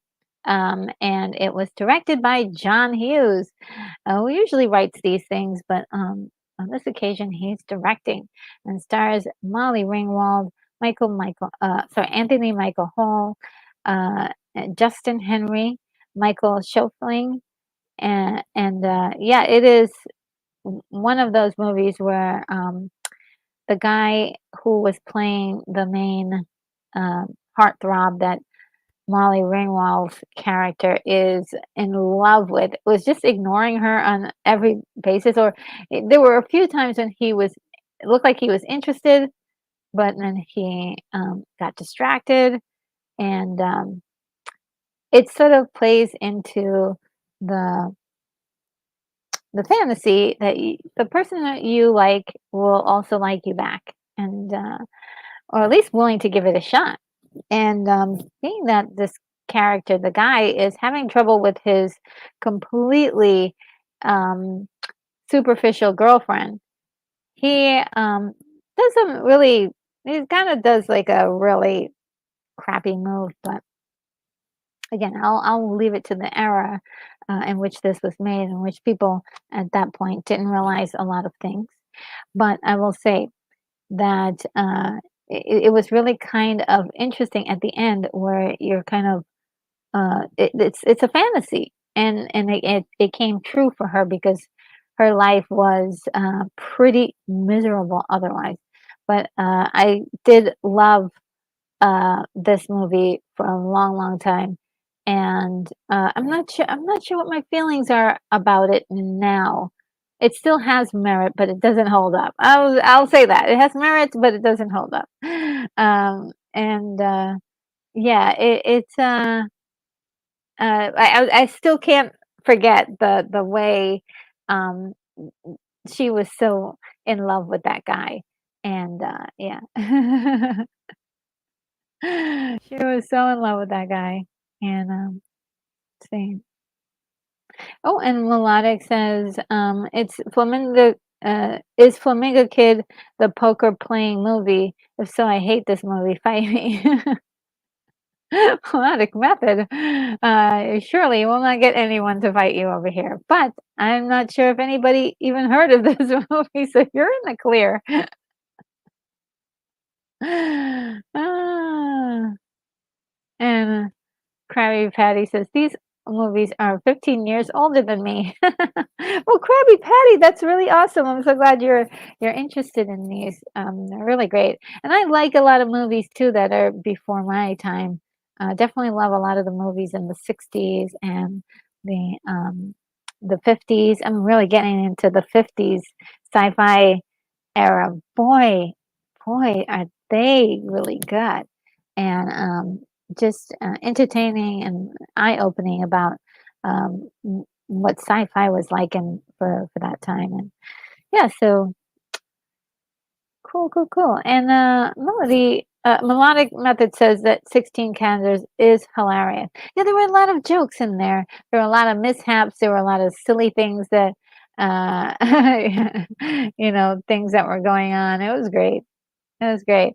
If you can look at it that way, and I know some parts of this hasn't aged well, and some people are really upset at those parts. But if you could just, again, this was 1984.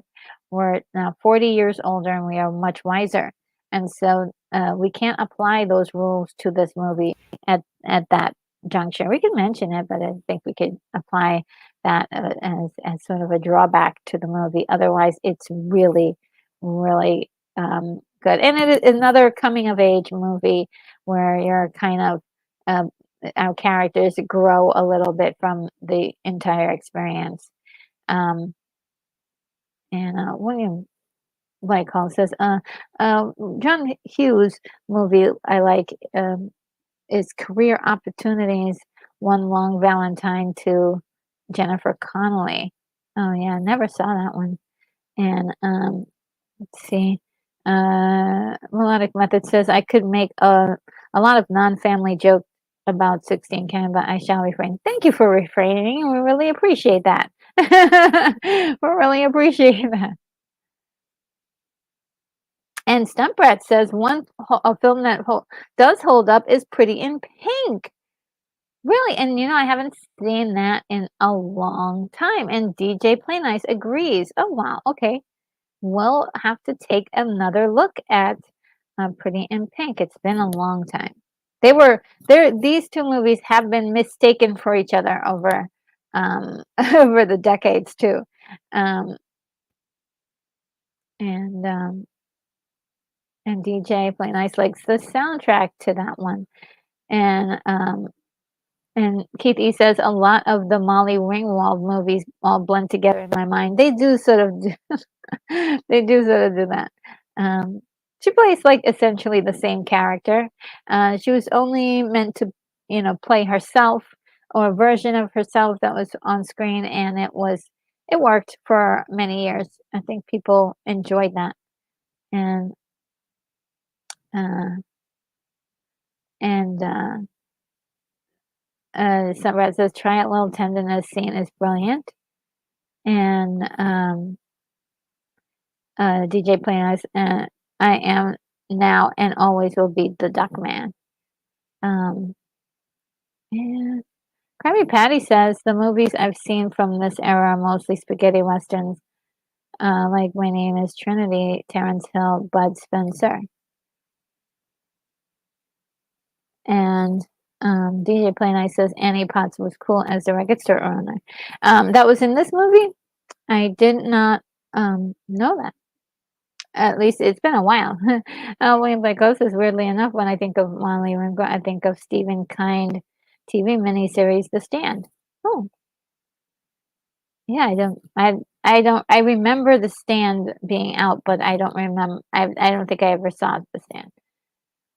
Let's move on to, this movie, Missing in Action, and we did talk about in great detail, quite a bit of Chuck Norris's movies. Let's see. This is a rated R movie. Colonel Braddock launches a mission deep into the jungles of Vietnam to find the POW camp that he escaped from and free the Americans still held captive there.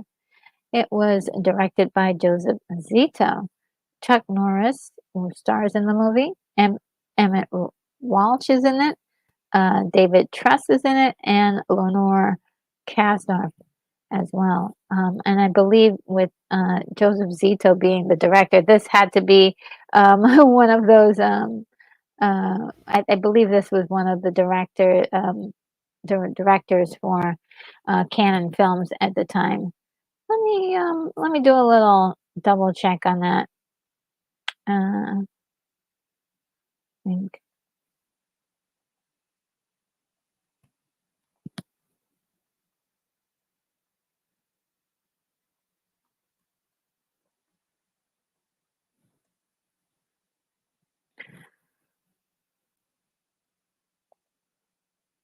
Yeah, and I believe so. I think it's not giving me anything, but oh, there we are. Joseph Zito.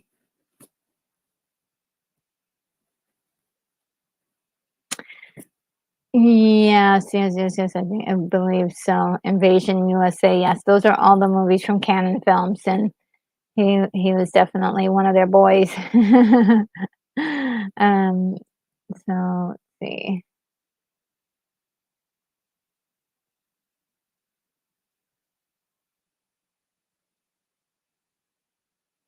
Oh, I lost my place here.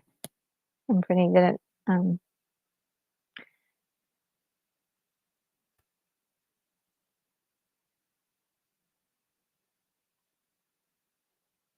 all right, and we got William Blake Hall says a movie similar to and plot to Missing in Action is Uncommon Valor, Gene Hackman and Patrick Swayze.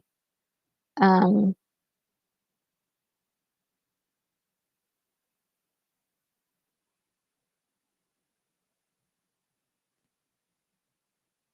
And DJ Play Nice says it was a part of the herd of Vietnam movies. Not bad. It would be outdone easily.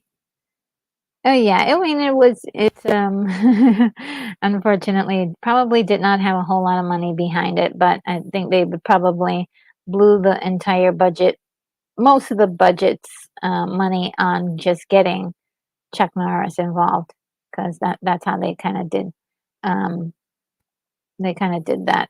So they were low quality, but definitely entertaining. Lots of explosions and and things like that. That would uh, just silly, fun action movies. They weren't really meant to intrigue you too much. And we've got a soldier story. It is an African American soldier. An African American officer investigates a murder in a racially charged situation in World War II. And this is by director Norman Jewison, stars Howard E. Rollins Jr., Adolph Caesar, Art Evans, David Allen Greer, which is really cool. It's one of the earlier roles for David Allen Greer. Still acting to this day, doing a great job. Let's see. And then we have Oh God, You Devil. George Burns returns as God and as Satan. They battle over the soul of a young rock star who is willing to sell his soul to the devil. The director is Paul Burgart and stars George Burns, Ted West, Ron Silver, Roxanne Hart. The first Oh God was really amazing. I had so much fun with that movie. And I think there was another one he did. I forgot exactly which one. He swaps places with a young boy. That was really good. Um, yeah, he was such a a good comedian, and a lot of his movies just there was a simplicity about the humor, which was really good. I'd like to revisit this again because I don't have it listed that I've watched it, but I certainly watched it. But I have not watched it in many years. I haven't have access to it either. So I would love to see this again and see if it truly holds up. And then there's Rhinestone. This is another one that probably not my favorite. Not my favorite, but it was an experiment in crossing genres. A country music star must turn an obnoxious New York cabbie into a singer in order to win a bet. It sounds like a cool little premise for a rom-com, and it's directed by Bob Clark. Stars Sylvester Stallone, Dolly Parton, Richard Farnsworth, and Ron Lieberman. Very interesting. Let's see what you guys have to say. Um, And William Blake Hall says, I like a soldier stories. The actor Adolph Caesar stole the whole movie. Also a very early Denzel Washington is in this. Yes. And yeah, I think wasn't he up for an Oscar for this role? Um, and DJ Play says, but picture that year. I can't recall. Yeah. I know there was some Oscar buzz around A Soldier Story, and melodic method said, "I'm sorry, Slice is amazing, dude, uh, but there's not no way that dude can sing. Well, his brother can, I think. I think his brother is a singer. Uh, I don't know about the singing part, but yeah, the movie really fell short. Didn't really feel, like it was in his wheelhouse or that it revealed something about him as a talent. I didn't enjoy it. Of course, I always love Dolly Parton. Dolly was perfect in this. I think this was too awkward for Stallone. It really was. Um, and Richard Sunbrat says Richard Farnsworth was a stuntman, became a movie star. Wow. And William Blake Hall says, yes, he played Sheriff Buster in Misery. And Summer says Richard's son was a stuntman. I worked for him. Diamond Farnsworth. What a name, Diamond Farnsworth.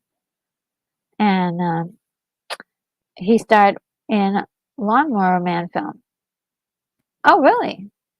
Cool. Yeah, Lawnmower Man. So it's a weird film, but yeah, sometimes you need a um, you need a job, and that Lawnmower Man. They had quite a few sequels, and so at least one, at least I know. And here's Top Secret. This one I've seen him so many times. Um, It is an American rock and roll singer is invited to a cultural festival in East Germany in order to distract from a plot to destroy NATO submarines.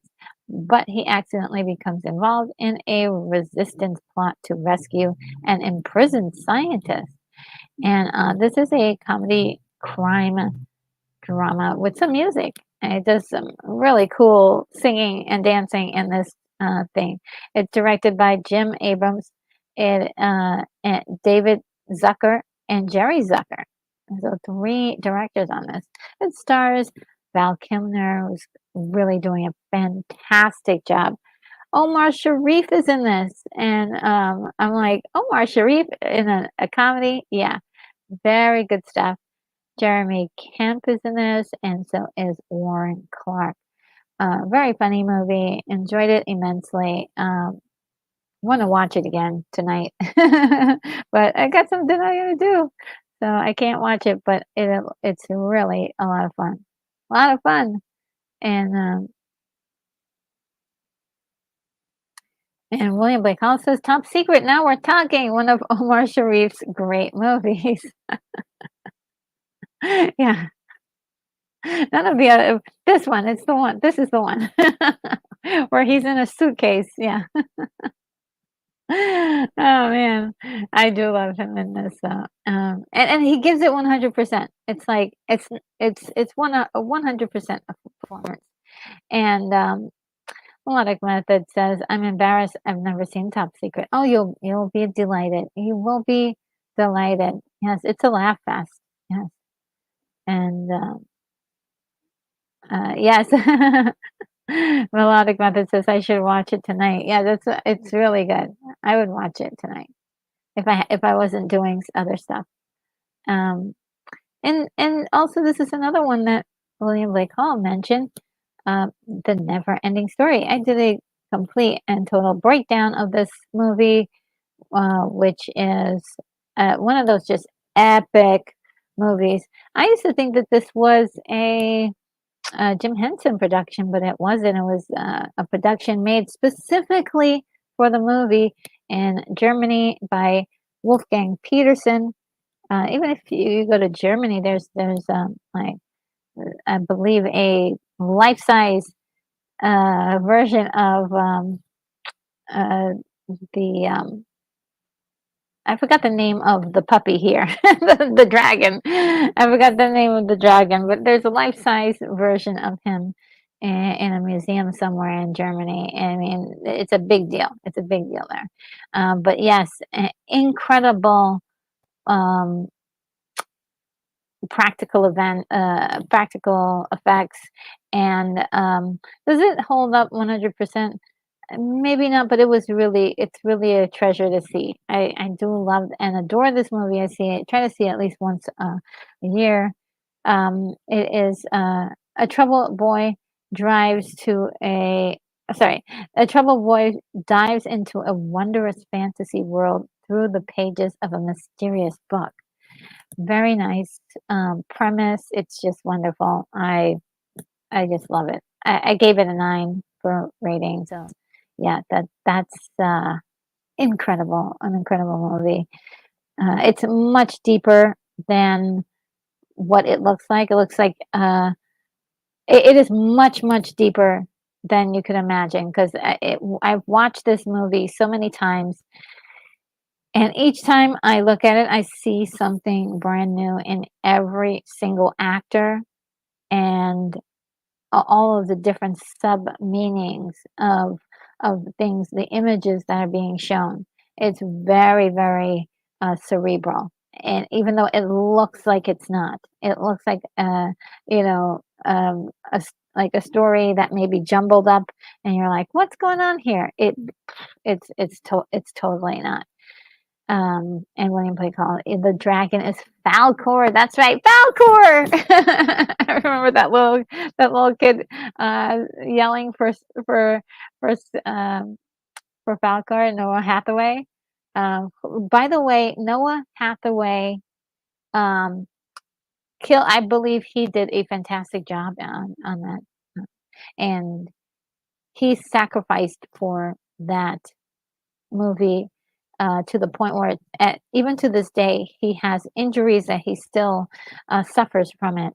Unfortunately, because you know Wolfgang Peterson wanted him to do his own stunts, and there were a couple of times when he didn't do his own stunts. You can definitely see, but he wanted him to do so much, and he pays for it day to this day, and there was really no um, medical um, compensation for his needs, and it was just sent on his way. And there's also, yeah, I feel bad for him. I feel so bad for him. He almost died a couple of times during the shooting, so he sacrificed for that movie. Um, and what's happening here? And William Blake Hall says Top Secret and Will Jones have uh, both have Val Kilmer. You, uh, you could have Val Kilmer Film Festival. Oh, that's cool. And the Red says I should bribe Richard to watch it. No need. I will definitely do it. And true, true. Yeah, there's no need. There's no need to bribe me. I'm in.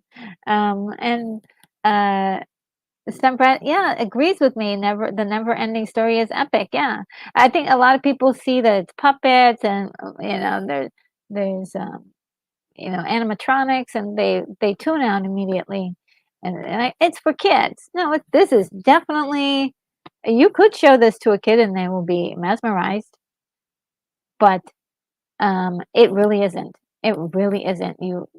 If you're an adult, you will see all of the different psychological layers that are in place for this story. It's really good. And if you're like, what the heck is she talking about? Just check out my my review of this movie. It's like I don't know. I think it was like almost 45 minutes. It was like 2 hours. I had to edit down to because I went off. I went off on all of the little details and all of the little symbolisms that were in the story, and I went through the book as well. The book was fascinating. I love doing book research for some of these movies, so it's really great. Um, and now I'm doing a few behind the scenes that are just it's just in giving me so much satisfaction and personal growth. I'm just loving it. I love it, love it, love it, love it.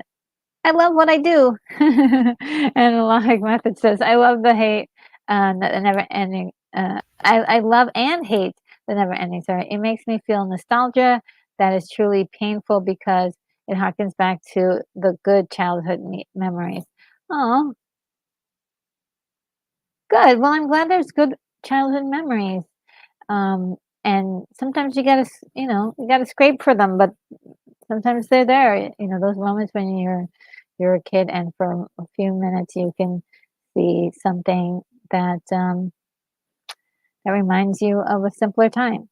Uh, and uh, let's see. William Lake also says on Val Kilmer movies, I've seen like The Saint. Elizabeth Shue helps a lot. Yeah, I like The Saint. It gets a bad rap, but I do love The Saint.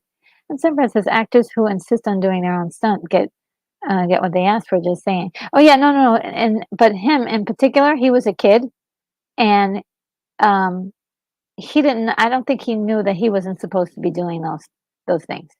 He was like a literal child, and, um, he's at some point, he was begging for some of those scenes to end, and Wolfgang Peterson was like, "Oh, yeah, he's a whiny little kid." I was like, "What?" The abuse on that. The abuse on that set was unbelievable. But no, you're right. In fact, I have a story um on this Wednesday about an actor who got hurt on the set. And it's coming on this next Wednesday morning. An actor got hurt on set doing a stunt, and he should have had a stunt person go in and do that for him. And so he spent some time in the emergency room. And yeah, of course, you're right. There are plenty of people who are willing and waiting on the sides to do this for him. They're professional, and they're professionals, and let them do that. But also, yeah, this was a. I don't think this kid did not know, and he was being abused because he was begging to be let. Um, he was begging to be let off the set, and Wolfgang Peterson was like, "Well, he's just whiny." I was like, "Wow, that's gotta be that's that's abuse," you know. Um, and Krabby Patty says, "Is the Terminator on the list? Scared to the issue?" Anyone person? Yes, it's at the beginning. At the beginning, I walked through it, but if you want a more detailed look at it, it's in the first in 1984 celebration that I did last week. So that will be in that show on that show. Um, and Lance is there to help me out. And Stunbread says, "Oh, I didn't know it was a kid." Yeah, it's just horrible. Yeah, where were his parents? Well, he was in Germany. He was in Germany, and so there was nobody to really advocate for him. And that's where, yeah. And also, I think some of the new parents that are kind of like, "Oh, um, don't say no to the producers and the directors because you don't want to get in trouble. You want to have a good name in the business." So a lot of them are willing to do almost. That's why there's a whole bunch of reports now about things that happened with Nickelodeon and Disney Channel, how those kids that grew up in that time, they're now adults, and we are living in the age of social media where people could share all sorts of stuff, and it's horrible what they were doing with those kids, including some things I don't want to say on this channel. But yeah, it's now more rights are in place, and I wouldn't say if you are a parent with children in the business, please know your rights, and definitely don't have them doing stunts that they don't that they shouldn't be doing.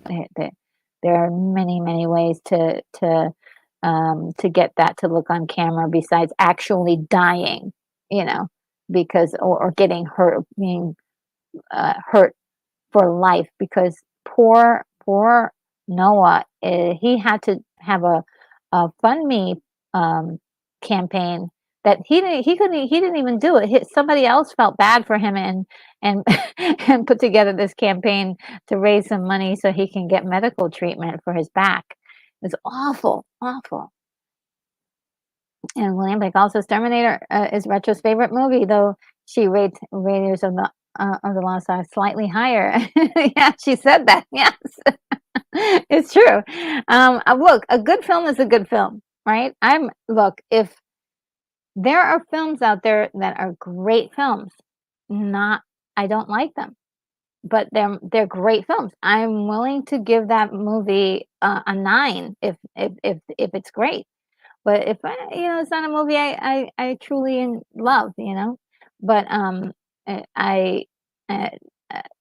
Raiders of the Lost Ark is one of the greatest films ever made, in my opinion, one of the greatest. There's there's a nice list. I should really write a list of all the movies that I think were ever made that were the greatest and what they contributed to film. But Raiders of the Lost Ark was one of those moments in history that was just outrageously great. And Terminator, which is a 1984 film, is absolutely excellent as well. And it's yeah, it's like it's slightly higher is definitely as as as as well. But oh, I love the Terminator, the first Terminator so much. It is it just hits all the notes for me uh in a special way. And yes, Taylor Swift, Swifty is here, Matt G. And some Brad says SAG should have been involved with that kid doing stunts. Yeah, yeah, no, this was 1983, I believe, 1982, 83 when they filmed. So yeah, it's really an outrageous situation. There should be some retroactive um, help for him. Even to this day, the poor guy is scarred for life. When he talks about this stuff, it's hard to watch. Yes, there should have been a guardian there, to look over. And, the 80s, sometimes people were just like, "Hey, they left it up to other people they thought they could trust." And the thing is that those people were ready to take advantage.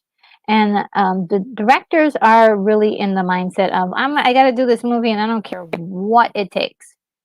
And sometimes they can lose their humanity doing that. And put their actors in danger. They can do that because they're like, oh, well, no, I want to really see your face as it looks like you're almost about to die. Like, stop. Yeah.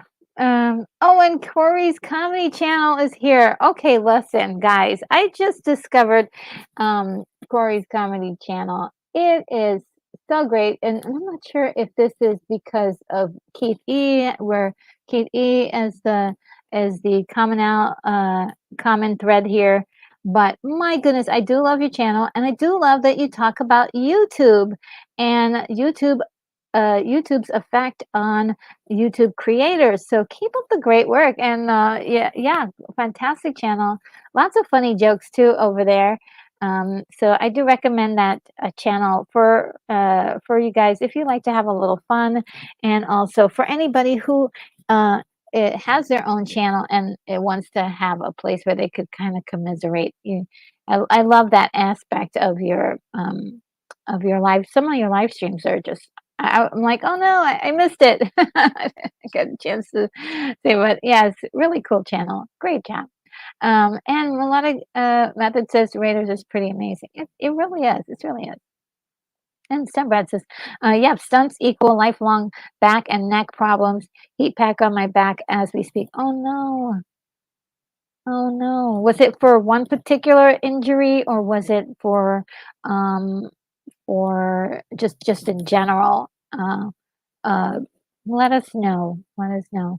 And Terminators of the Lost Ark. Yes, William Blake Hall with the awesome ideas always. The perfect movie. Yes. Ah, and yes, it's just yeah. Hopefully, you're gonna be feeling better. And oh, look, the Nostalgic Podcast is here. Another awesome channel that I found recently, and has been you guys have been coming over to the channel. Really great to make your acquaintance. This is Hi Retro Nerd Girl.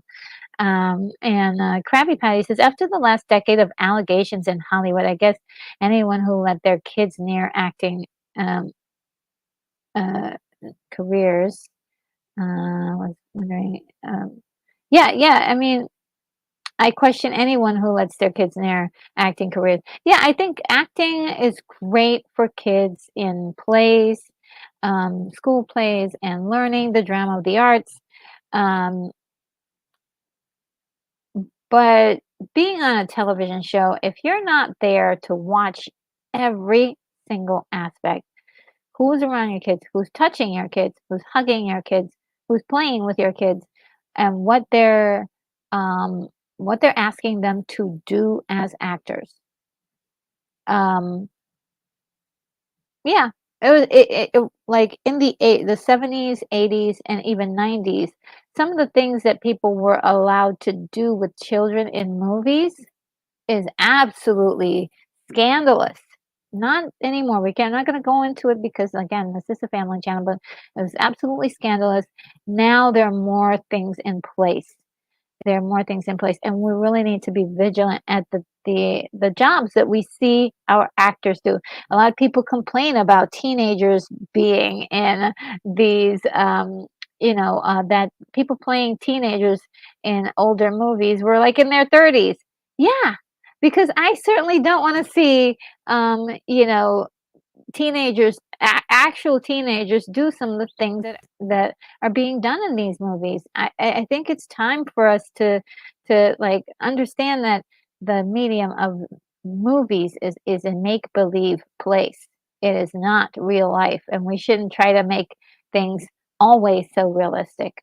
There's some things you can make realistic, but not there's certain things it's better to have it as a mystery. Oh, I'm definitely um losing some ground here. Let's see. When because some kids gets pushed in. Oh yeah, that was Brooke Shields' story. Yeah, she was pushed in, and oh, this her story is just so tragic. And the things that they did with her and the movies that she was in were it was just horrible abuse and so on. And so did Jodie Foster. Jodie Foster. There are some movies that Jodie Foster has done that she does not. You're not allowed to talk to her about, and aptly so because it was shameful the way they were approaching her as a child. And the Celtic podcast says Noah Hathaway was Boxy on the original Battlestar Galactica before he starred in the Never Ending Story. I'm sure no one noted that. I'm late. Yeah, no, we have not discussed that.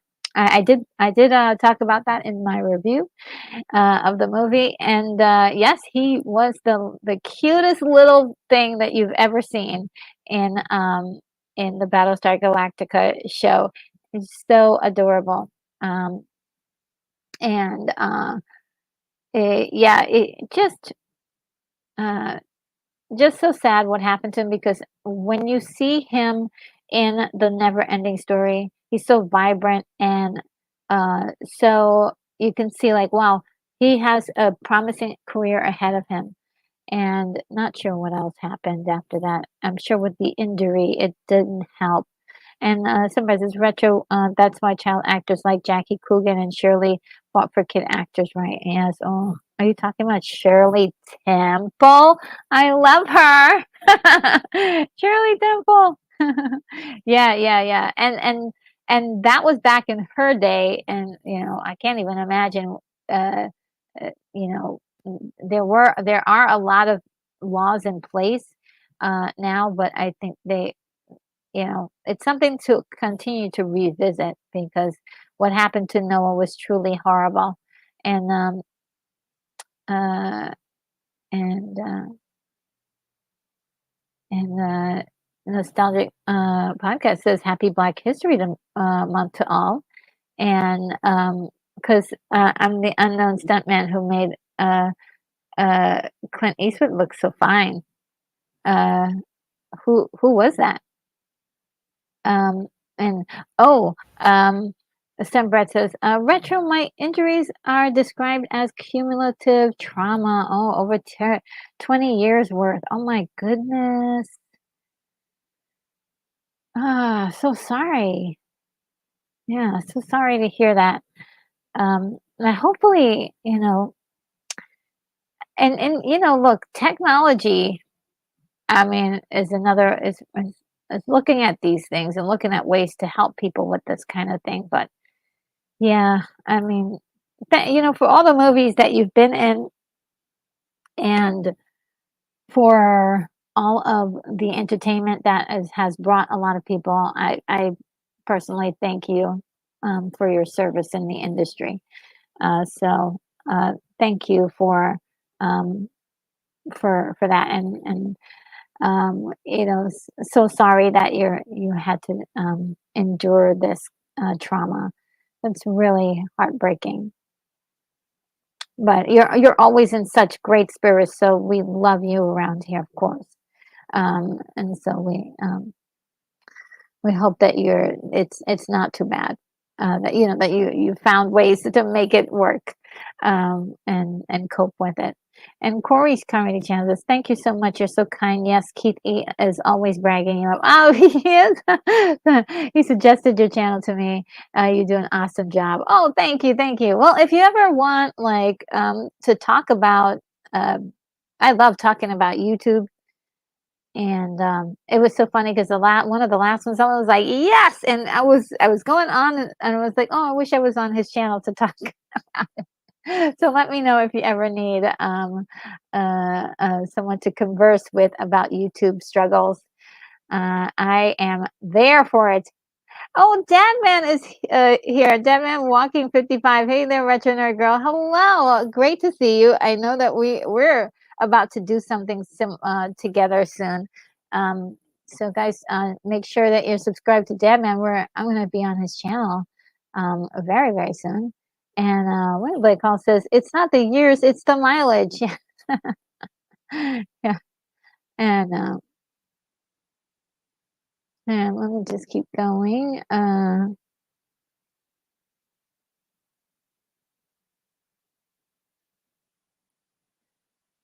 Just gonna zoom down. Sorry if I skip some comments, guys. I'm just let's see. Um,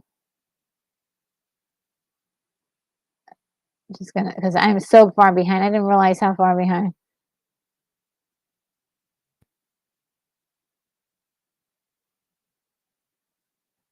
And Sunbright says, "Retro, part of the job, darling. Love you. Oh, you're so sweet. You're so sweet."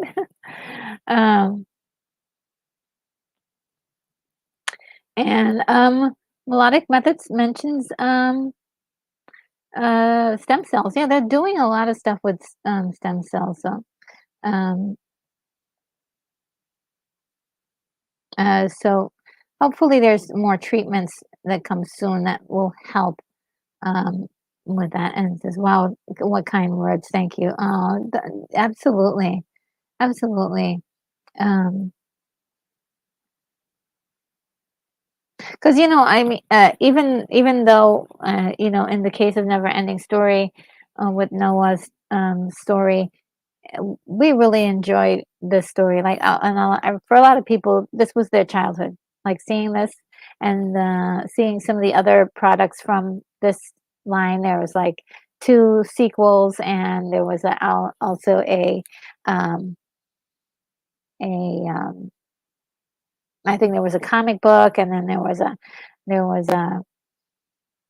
TV show, I believe, HBO, or one of the like a like a TV show, and an animation show as well. And so those they entertained a lot of people, and so it's just kind of sad that just it would be nice to know that he's doing well. That he was that they took care of the people that sacrificed for this thing. Um, And, here's another movie I didn't even hear about until I put this list together. Unfaithfully Yours. It is a comedy music romance. A composer who suspects his wife of cheating plots to kill her and frame her lover. That's doesn't sound like a comedic premise, but it stars. It's directed by Howard Zeef, and it stars Dudley Moore, Nastasia Kinski, Armand Asante, and Albert Brooks. So yeah, that seems like it would be what a cast! What a cast! Um, Nastasia Kinski was so hot back then, um, And what I mean by that is that she was everybody wanted to have her in their movies, and she was in quite a few movies. This is another Dudley Moore movie. I mean,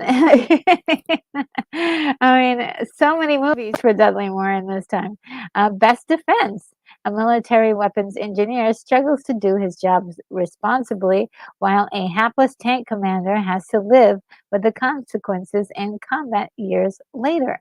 So we have director Willard Huck, oh, Hayek, Willard Hayek, stars Dudley Moore. Eddie Murphy is in this. Kate Capshaw and George Denzula. Oh, sorry, Denz, Dzunda. Dzunza? I can't pronounce that one. Zunza. I think that's what it is. Zunza. Yeah, that is an interesting Best Defense with Eddie Murphy. Never heard of this movie. Have you guys heard of it? Um,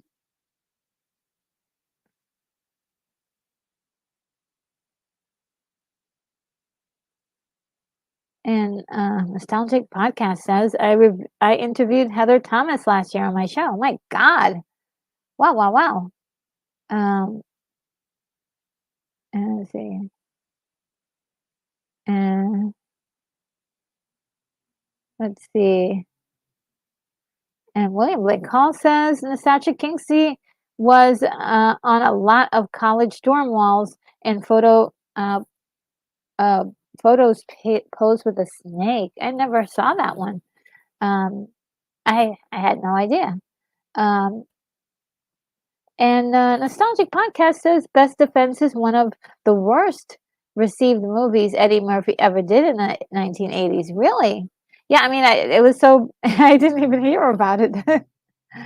And DJ Play Nice says Best Defense was only okay, as I remember. Oh, okay, so you remember seeing this. I mean, if somebody said that this was a fantasy movie that never existed in a like what if universe, I would believe them. I never heard of this before. I saw this before. This is wild. So I definitely I'm not sure. You guys are saying that it was mid. Nostalgic podcast says yes, saw Best Defense. Unfortunately, oh no. Um,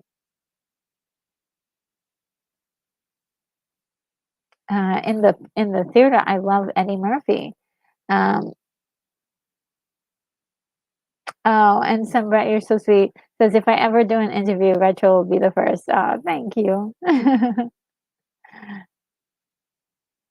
And Melodic Method says, does RNG do interviews? I'm out of the loop. I haven't done any yet, but I will in the future. Well, I'm looking at doing that. I definitely want to start featuring some people, but it would have to be something really worked out and planned that will be not only entertaining but um, I'll have to definitely pertain to retro stuff and it'll be have to definitely be something entertaining. So I definitely will be having some interviews. I have had other guests in the past. I've had the Bat Channel on here. I've had Lorena Creole. I've had Lance, of course, who was a regular. And so, yeah, I will be doing more in the future as the channel grows and I expand a little bit more. I get more technology and learn how to do more fancy stuff. And Bonzo Kilborn is here. Hello. Says, is this the one where Eddie was in a tank? Oh, um, maybe, maybe. Uh, and Bonzo Kilborn says, "Hey, Retro, it's good to see you, Bonzo." And Nostalgic Pilot says, yes, Best Defense tanked at the box office amongst Eddie's big box office hits, which is why it's seldom seen anymore. And also, Gregory Hines in a plane. Oh, Gregory Hines is in a plane in this. Wow. Let's see. And Melodic Method says, "Take your time on any interviews. I'm sure it would be killer." Oh, yes, yes, yes. I do. I will. I think it'll happen, but I don't want to. I'm very overwhelmed at this point, because I do have plans for the channel in the future and working on those plans. And so once things are settled and there's some debuts that happen and I get a nice schedule, then I can start adding more things. And that's definitely on the plate. And the Celtic Promise podcast says, "I love your show, Retro Nerd Girl." Thank you so much. I just hit the like button. Oh, you did. Oh, great. And for anyone who's here, if you, I urge you to do one of two things, or maybe both, if you can. Do this.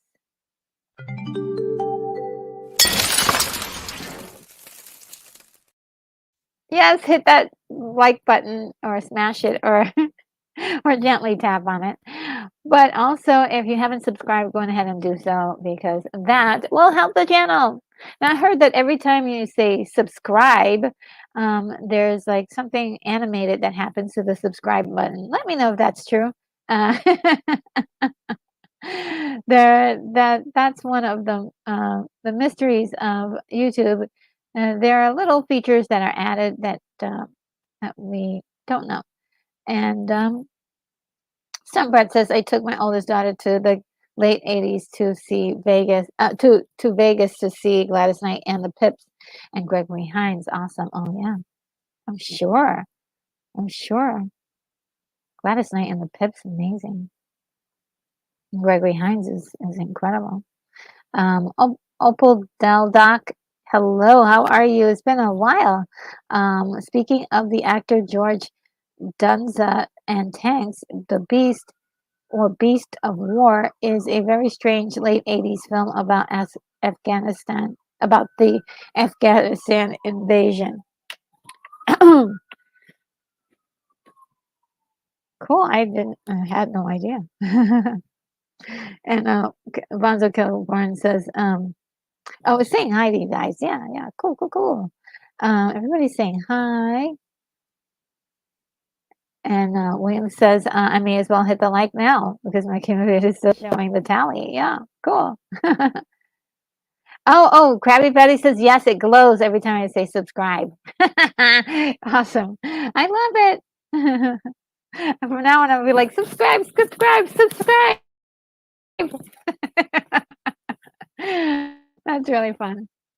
I heard too that if you say, oh gosh, super chat, it also does something weird too. So let me know if you see anything weird for when I say super chat. um, or I'm not sure if anything says anything weird says it says when you say um uh, hit the like button. I'm not sure. Or if you say join for join the membership program. I'm not sure. But let me know if you guys see anything when I say those things because that would be really fun to notice. And oh yes, says Corey says I gave you a like as well, thumbs up. Thank you so much. And Melodic Method says I think the subscribe activation is activated only for the first few minutes, not sure. Oh, cool. Cool. And William Blake Call says, I recall Judge Dunza from varied movies like Deer Hunter and No Way Out. Oh, cool. Also, A Crimson Tale. Tide? Crimson Tide. Oh my gosh. I have not seen Crimson Tide, but I remember the name. And Species too, not so much. Oh, I love Species too. That's a guilty pleasure of mine. Oh man. Yes, and I like it more than Species One. Really interesting. Really, really wild. Makes no sense, but that's that's me. Also Blame It on Rio. This was a big, it was one that everybody was talking about when, in the 1984, even my mom knew about this one. Best Friends, this is a rated R movie, so definitely not for the very small ones. Best friends and their daughter's vacation in Rio de Janeiro, only for one to fall for the other's daughter. Ooh. Director Stanley Donen, uh, and it stars Michael Caine, Michelle Johnson, Demi Moore, and Joseph Bologna. Bolonga. Can I get that right name? I want to say baloney, but it's not baloney. um, and Lassiter. Now I heard of this, and wasn't there a TV show called Lassiter? Um, but it is a rated R movie. A handsome jewel thief is arrested, and in order to avoid prison, he must break into a heavily guarded German embassy to steal millions in gems. It's directed by Roger Young. Stars Tom Selleck, Jane Seymour, Lauren Hutton, and Bob Hoskins. Now, yes, I've heard of this, but have never seen it. Looks intriguing. Okay, guys, listen to this one. I don't know. This was one that I definitely had to see because it was such a big deal. Okay, it was such a big deal, especially with the young kids. Break Into Electric Boogaloo. It comes before Break In because it, on the list because I think it made a little bit more money. So uh, basically, a developer tries to bulldoze a community recreation center. The local breakdancers try to stop it. Very simple plot. Directed by Sam Furstenberg, stars Lucinda Dickey, Aldolfo Quinones, Michael Chambers, and Susie Coelho. Coelho. I think so, Coelho. Um, and yes, any words on that? Oh, Bologna. Okay, Bologna. Cool. Thank you, William Blake Hall. You're great. Oh man. And and William Blake Hall also says a great movie. Sleuth had Michael Caine as in a double role. That was his cocaine. um, and so, yes, Sleuth was a wonderful movie. I loved it.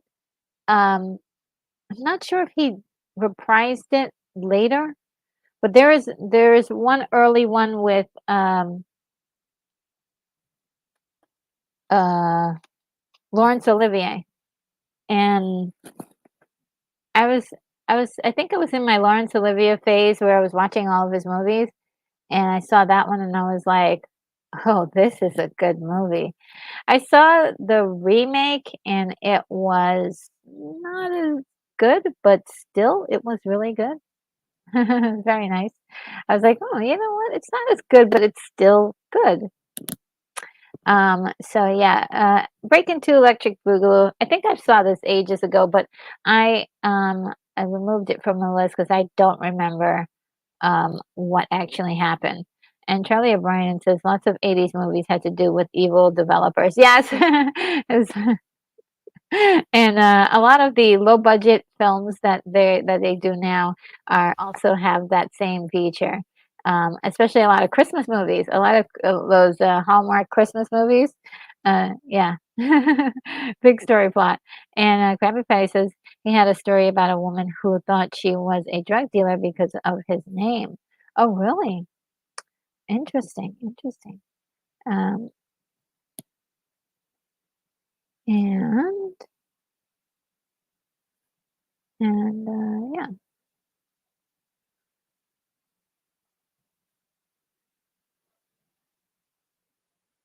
and DJ Play Nice says, does not hold up well, breaking bones at this age.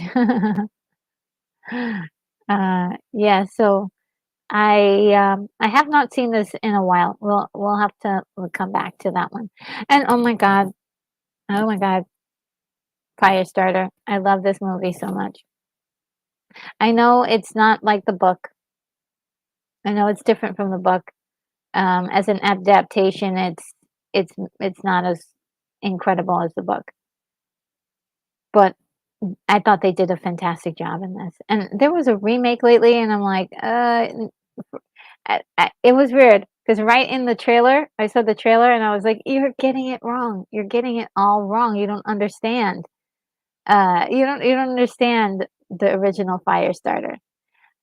Because if I think when you see a lot of like in trailers of things, you can tell whether the people who are making the movie get the inside joke or the inside plot of the movie right away.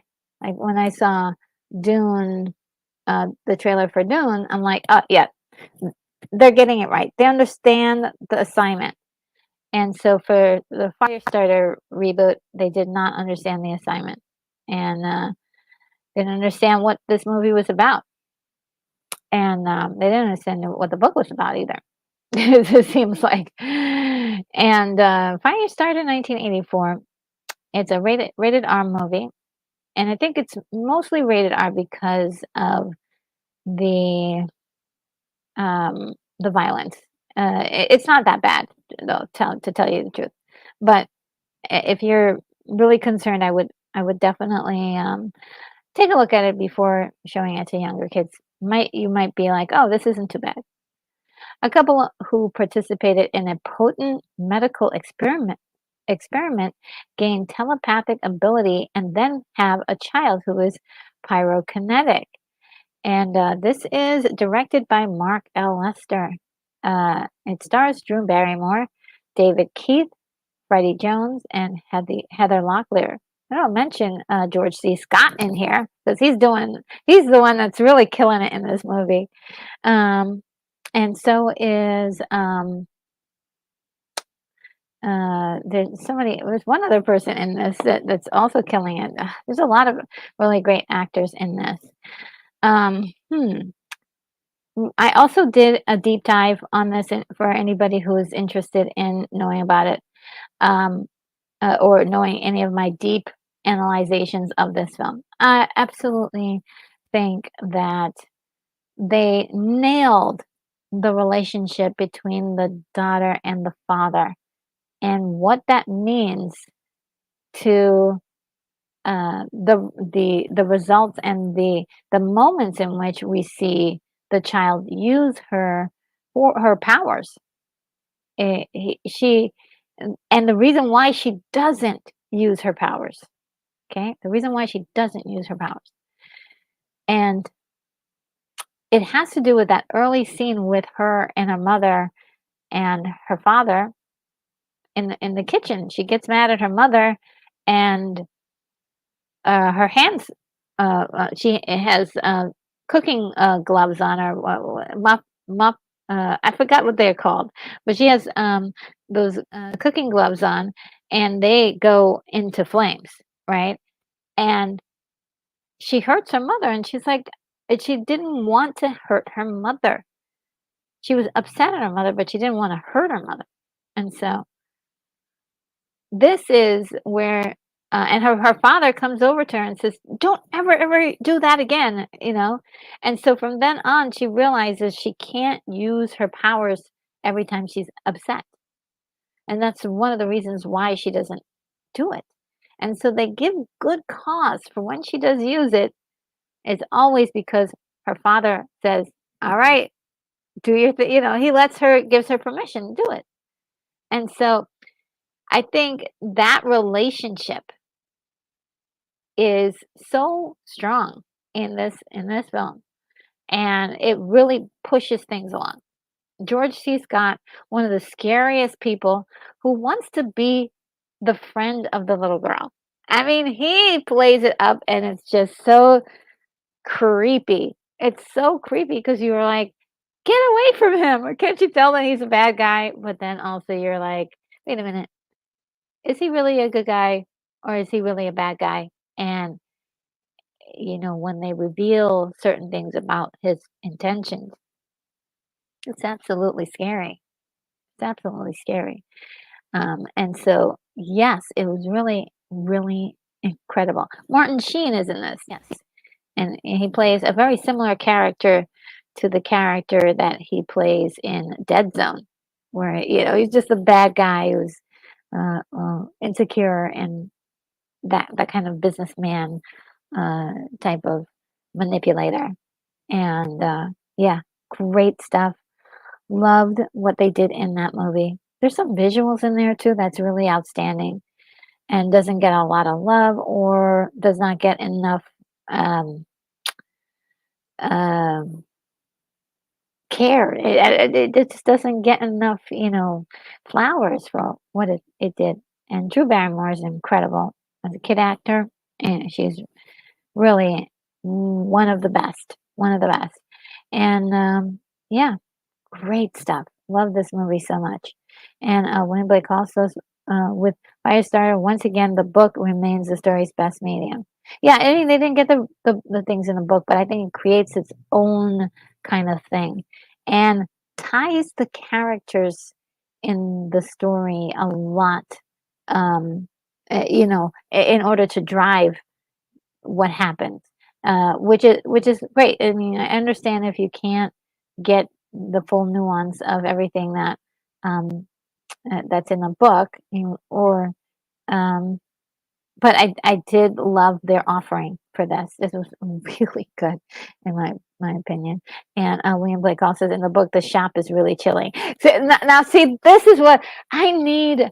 I need someone to really understand what the shop is because I don't think anyone has ever put the shop in the right context of how they play in these stories.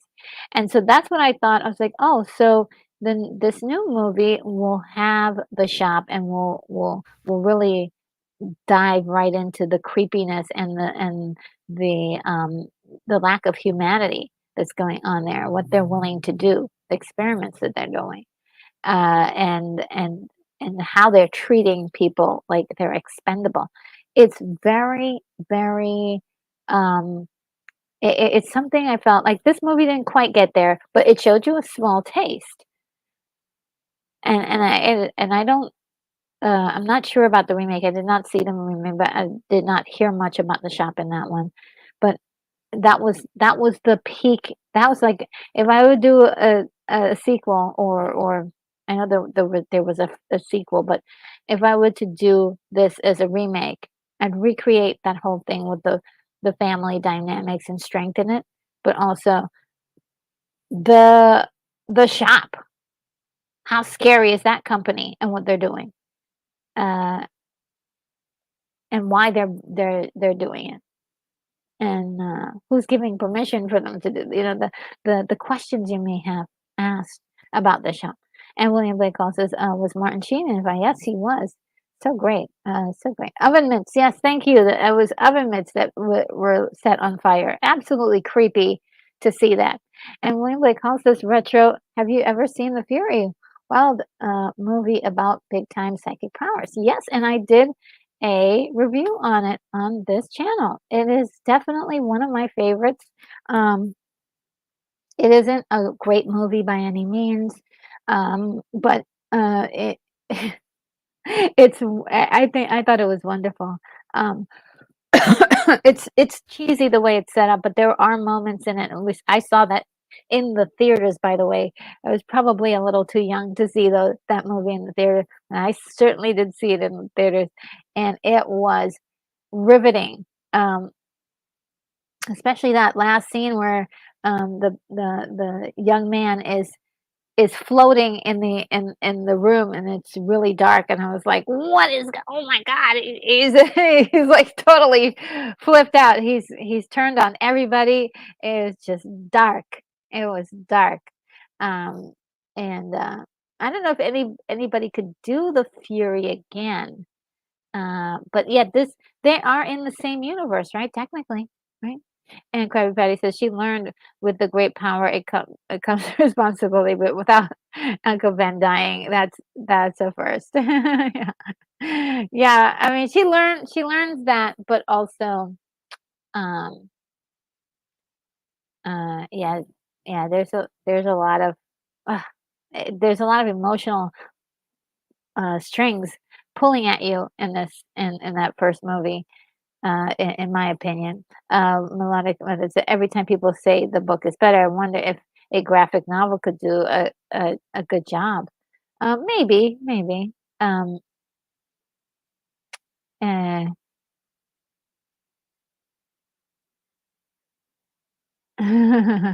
and Sunbred says, "Is Firestarter when we get to talk about politics and death?" Just joking. Oh, yes, it's a big feature in that movie. Yes, it's a big feature in the movie. And Charlie O'Brien says a lot of Stephen King's novels didn't translate well to movies, but the studios couldn't resist using the stories because the books were sold so well and they got to use the title. Yes, absolutely, absolutely. It is one of those phenomenons where anytime he wrote a book, they before I think there was a couple where before he even wrote the book, they were already on top of him, like already making the story, already writing the movie, and he was cool with it, which is really unique too, because not a lot of authors were giving that kind of permission. A lot of them were like, "Okay, I hate the movie, so nobody can make any more movies of my books." But he was the one who was like, "Yeah, make a movie out of it. I don't care." And yeah, then he ended up making his own wacky movie, which was really fun. And William Blake also says, "Wild seeing Amy Irving make Justice." Oh gosh, no. I won't say that, but yes, it happens. There's a moment in the movie that is very, it's not funny, it's very traumatic, if you're into the characters. There's a couple wild visuals from The Fury that's like, I will never, never unsee those moments. Um, and, yes. Um, and, let's see. And, yeah, so it is great a great movie, in my opinion. I know it's I don't sh a lot of people don't share that opinion with me, but, also David Keithan is in here, and I love him, and a lot of people mix him up with Keith David because of their names, but, they look completely different. But, David Keith was, one of I kinda had a crush on David Keith when I was a little girl. I don't know why. I was like, "Oh my god, he's so cute." No, he's no. What happens to him in the story? Oh, no. And yes, let's see, the next one is, another movie that is sort of a guilty pleasure, if you will. I know a lot of people do not like this movie with a passion, and, it's not very well made, but it is definitely, one of those movies as a kid they would play over and over in the, and I just had to watch it. Children of the Corn. A young couple is trapped in a remote town where a dangerous religious cult of children believes that everyone over the age of 18 must be killed. The director of this was Fritz Kirsch and stars Peter Horton, Will Linda Hamilton, R.G. Armstrong, and John Franklin. Um, and yes, this has a few um, funny moments, unintentionally funny moments, and it was uh, unintentionally funny moments, and it's really interesting. Interesting is all I can say. And Stuntbrat says, "I worked with David Keith in Officer and a Gentleman, my first film." Oh, cool. Yes, he is, good-looking guy. And William Blake Hall says, "Linda Hamilton was in Children of the Corn." Dang, yes, she was in that movie. Um, the prequel to, Logan's Run. No one can be over 18. That what if they were in the same universe? I somehow made it through high school without reading this book. Yes. Um And I think I'm gonna do one more, guys, and wrap it up for this day. I think we got through quite a few. I had no idea it was gonna be this intense, to tell you the truth. And you guys were just wonderful in the chat. So let me do one more to close out the evening. And this is Night of the Comet. Oh, where's Thrash Pondopons? He loves this movie. PG-13, believe it or not. A comet wipes out most of life on Earth, leaving two valley girls fighting against cannibal zombies and a sinister group of scientists. Wonderful movie. Look, some people call this a guilty pleasure, and I think it's actually really quite good. The cinematography is really excellent. Set design, it's low. It doesn't have high special effects, and but the effects that it has in the movie works. It holds up, there is some intentionally 80s things in here. It is a time capsule, definitely a product of 1984, but at the same time, what it does is that it doesn't throw you out by giving you a lot of special effects that aged poorly. So it still looks good. It looks good. And we've got the director Tom Eberhardt, stars Catherine Mary Stewart, who we all know from a wonderful movie, the Last Starfighter. Oh I was almost about to forget it, but The Last Starfighter she was in. Kelly Maroney, Robert Beltran, and Sharon Farrell. Very good movie. Highly recommend for anyone who hasn't seen. We did a watch party for that, didn't we, gang? We did a watch party for Night of the Comet sometime back in October. It was a blast. We enjoyed ourselves, and definitely it has so many wonderful little story plots and details that every time I see it, it just shows me something brand new. So I love this that movie, and I'm so glad that they did not make a sequel. Brett says, I only worked a few scenes as an extra on Officer and a Gentleman. Got my SAG card in 1984. Yay! Oh, cool. So this was a monumental year for you. Yeah. I have not. Okay, so I have not seen Officer and a Gentleman, and I am going to watch it and then look for you. When I see it, I'm gonna look for you. And William Blake says, I'm a little shocked that the International Science Fiction Space Station hosted two long shows about 1984, but never reached Buckaroo Banzai. Yeah, we are gonna get there. It was made in that year, so it is on the list. I saw it myself, so who knows? It might be the next one. And Charlie O'Brien says, Night of the Comet is a classic low budget sci-fi that worked on so many levels. Great performances. Yes, and for like I was saying, for a low budget film, my goodness, it looks great. It looks great. All of the tricks that they came up with to pull that movie off worked, and they did it on a low budget, and they did it practically. It was all done in camera, and it looked great.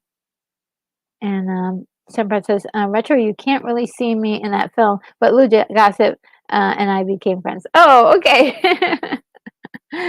Yeah. Oh, wow. That's cool.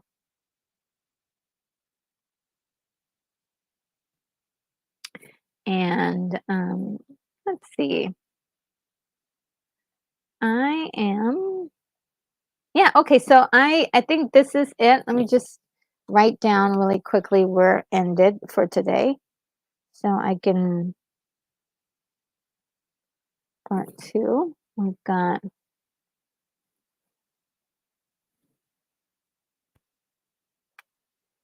Okay, so yeah, we did well. We did well. There's a lot more. I've got 178 in total, and we're up to 57. So that's pretty good, guys. I think we did some awesome work here today. And so there is definitely going to be a part 3 and a part 4.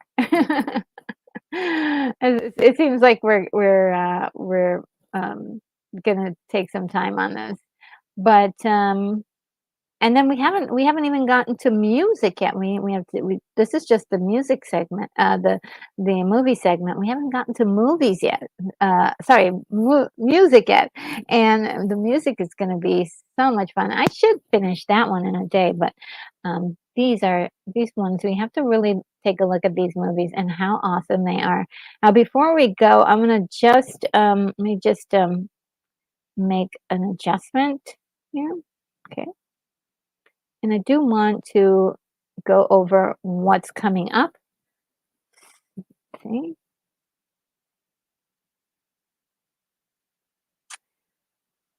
So, what's coming up?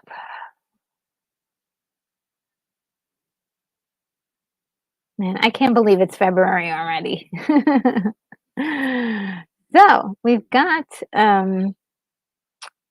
I hope you guys enjoyed who wasn't those of you who are not members that you enjoyed the Interstellar movie that I posted yesterday. That was a lot of fun to do. I took a look at it again and definitely, yeah, I'm just loving the idea of doing these movies of first time watches and just pumping out sort of like a quick synopsis for you. It doesn't mean that I won't do a deep dive of these movies later. It's just for now we're just to enjoy the first time watching, like the experience of what that's like, of seeing a movie for the first time and what what I think about it immediately. And so I'm going to keep going with those. I'm going to try to post something maybe like every other Thursday, but um, I will still continue to do the Monday members for every Monday for members that they get a new video every Monday. So we'll see how that works. Now, let's see. On Saturday, that's tomorrow, I'll be doing a watch party for the movie Dragon Slayer that was released in 1981. I hope you guys can join me for that. Um, and then, for those of you who are Patreon members, do expect a video update of how the channel is doing on Sunday on the 4th. Um, and on Monday, do expect a new video for channel members. Um, Next Tuesday, I will be actually on Dead Man's uh, Dead Man 55's channel. And you guys want to check out his channel and see when his next live stream is going to be on Tuesday. And I believe that I might be on the thumbnail, so look out for that. On Wednesday morning, I'll be doing just the headlines again. Again, I I'm like about 40 stories already, and we haven't even gotten past the weekend. So I can't believe all these stories keep coming to me. So it will be a lot of fun to go over the headlines with you again. If you haven't done so, do check out the headlines I did last Wednesday. Really, a lot of really cool information on that particular episode, and I'm noticing, a lot of people are slowly coming out and integrating into other channels. But there I am, right there on Wednesday with a whole bunch of stories that I think people are going to be talking about for the next month, and so yes. A lot of really great stories there.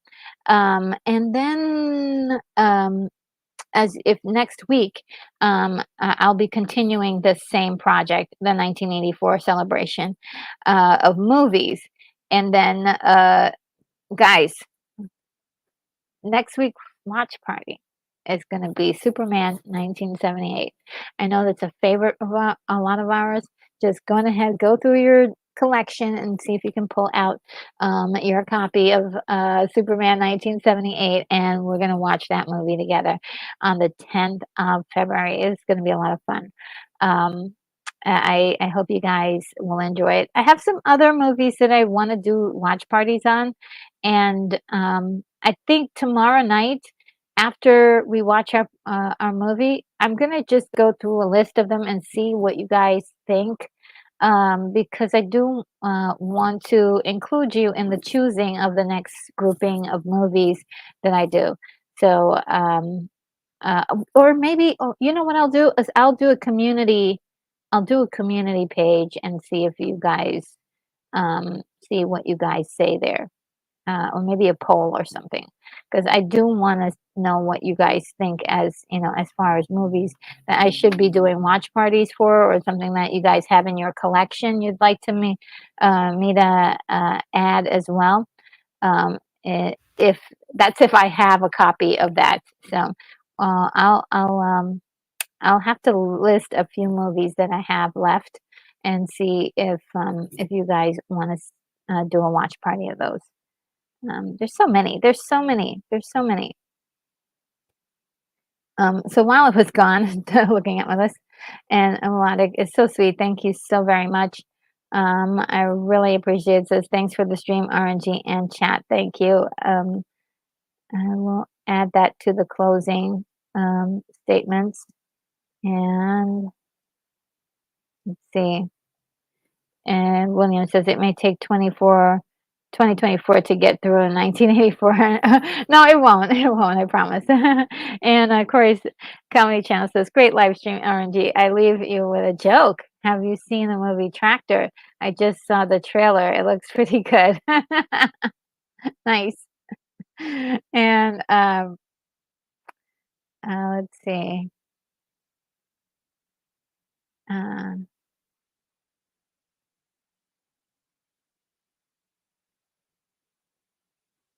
let's see. And Charlie O'Brien says, thanks for the chat.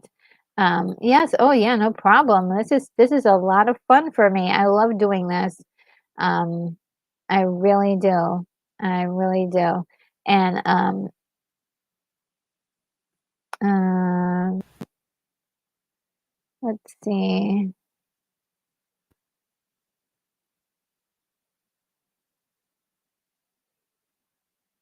Um, it looks like you guys were having a conversation. I didn't want to interrupt. And oh, melodic says, oh my God, Corey's Comedy Channel. I think that qualifies as a dad joke. Yeah, it's a really good one. Yeah, and dad jokes are really great. You can't go wrong with a good dad joke, honestly. And yep. So that is it for me, guys. I think I'm gonna call it a night. You guys are, like I said, this is why this is fun for me. The conversations that you guys have, and we talked about so many movies. I hope that for anyone who is not familiar with 1984 movies, that they're going to get a nice little gentle education about movies, and a curiosity can stem from that about watching these movies and experiencing what we're talking about here. My goal is always to is that I don't want these movies to die. I don't want them to go away. I don't want them to fade away in our memories, in the memories in the hearts of humans, that we lose track of where we came from and how far we've come. How far we've come, and you know, and how much they meant to us, to see them, as you know, when we were growing up, and how much some of these movies meant to our families too. So I hope that I hope that wasn't too somber for you, but I am gonna head out, guys. Without further ado, I bid you adieu, and I will see you in the next video. Hopefully, it will be tomorrow. Take care.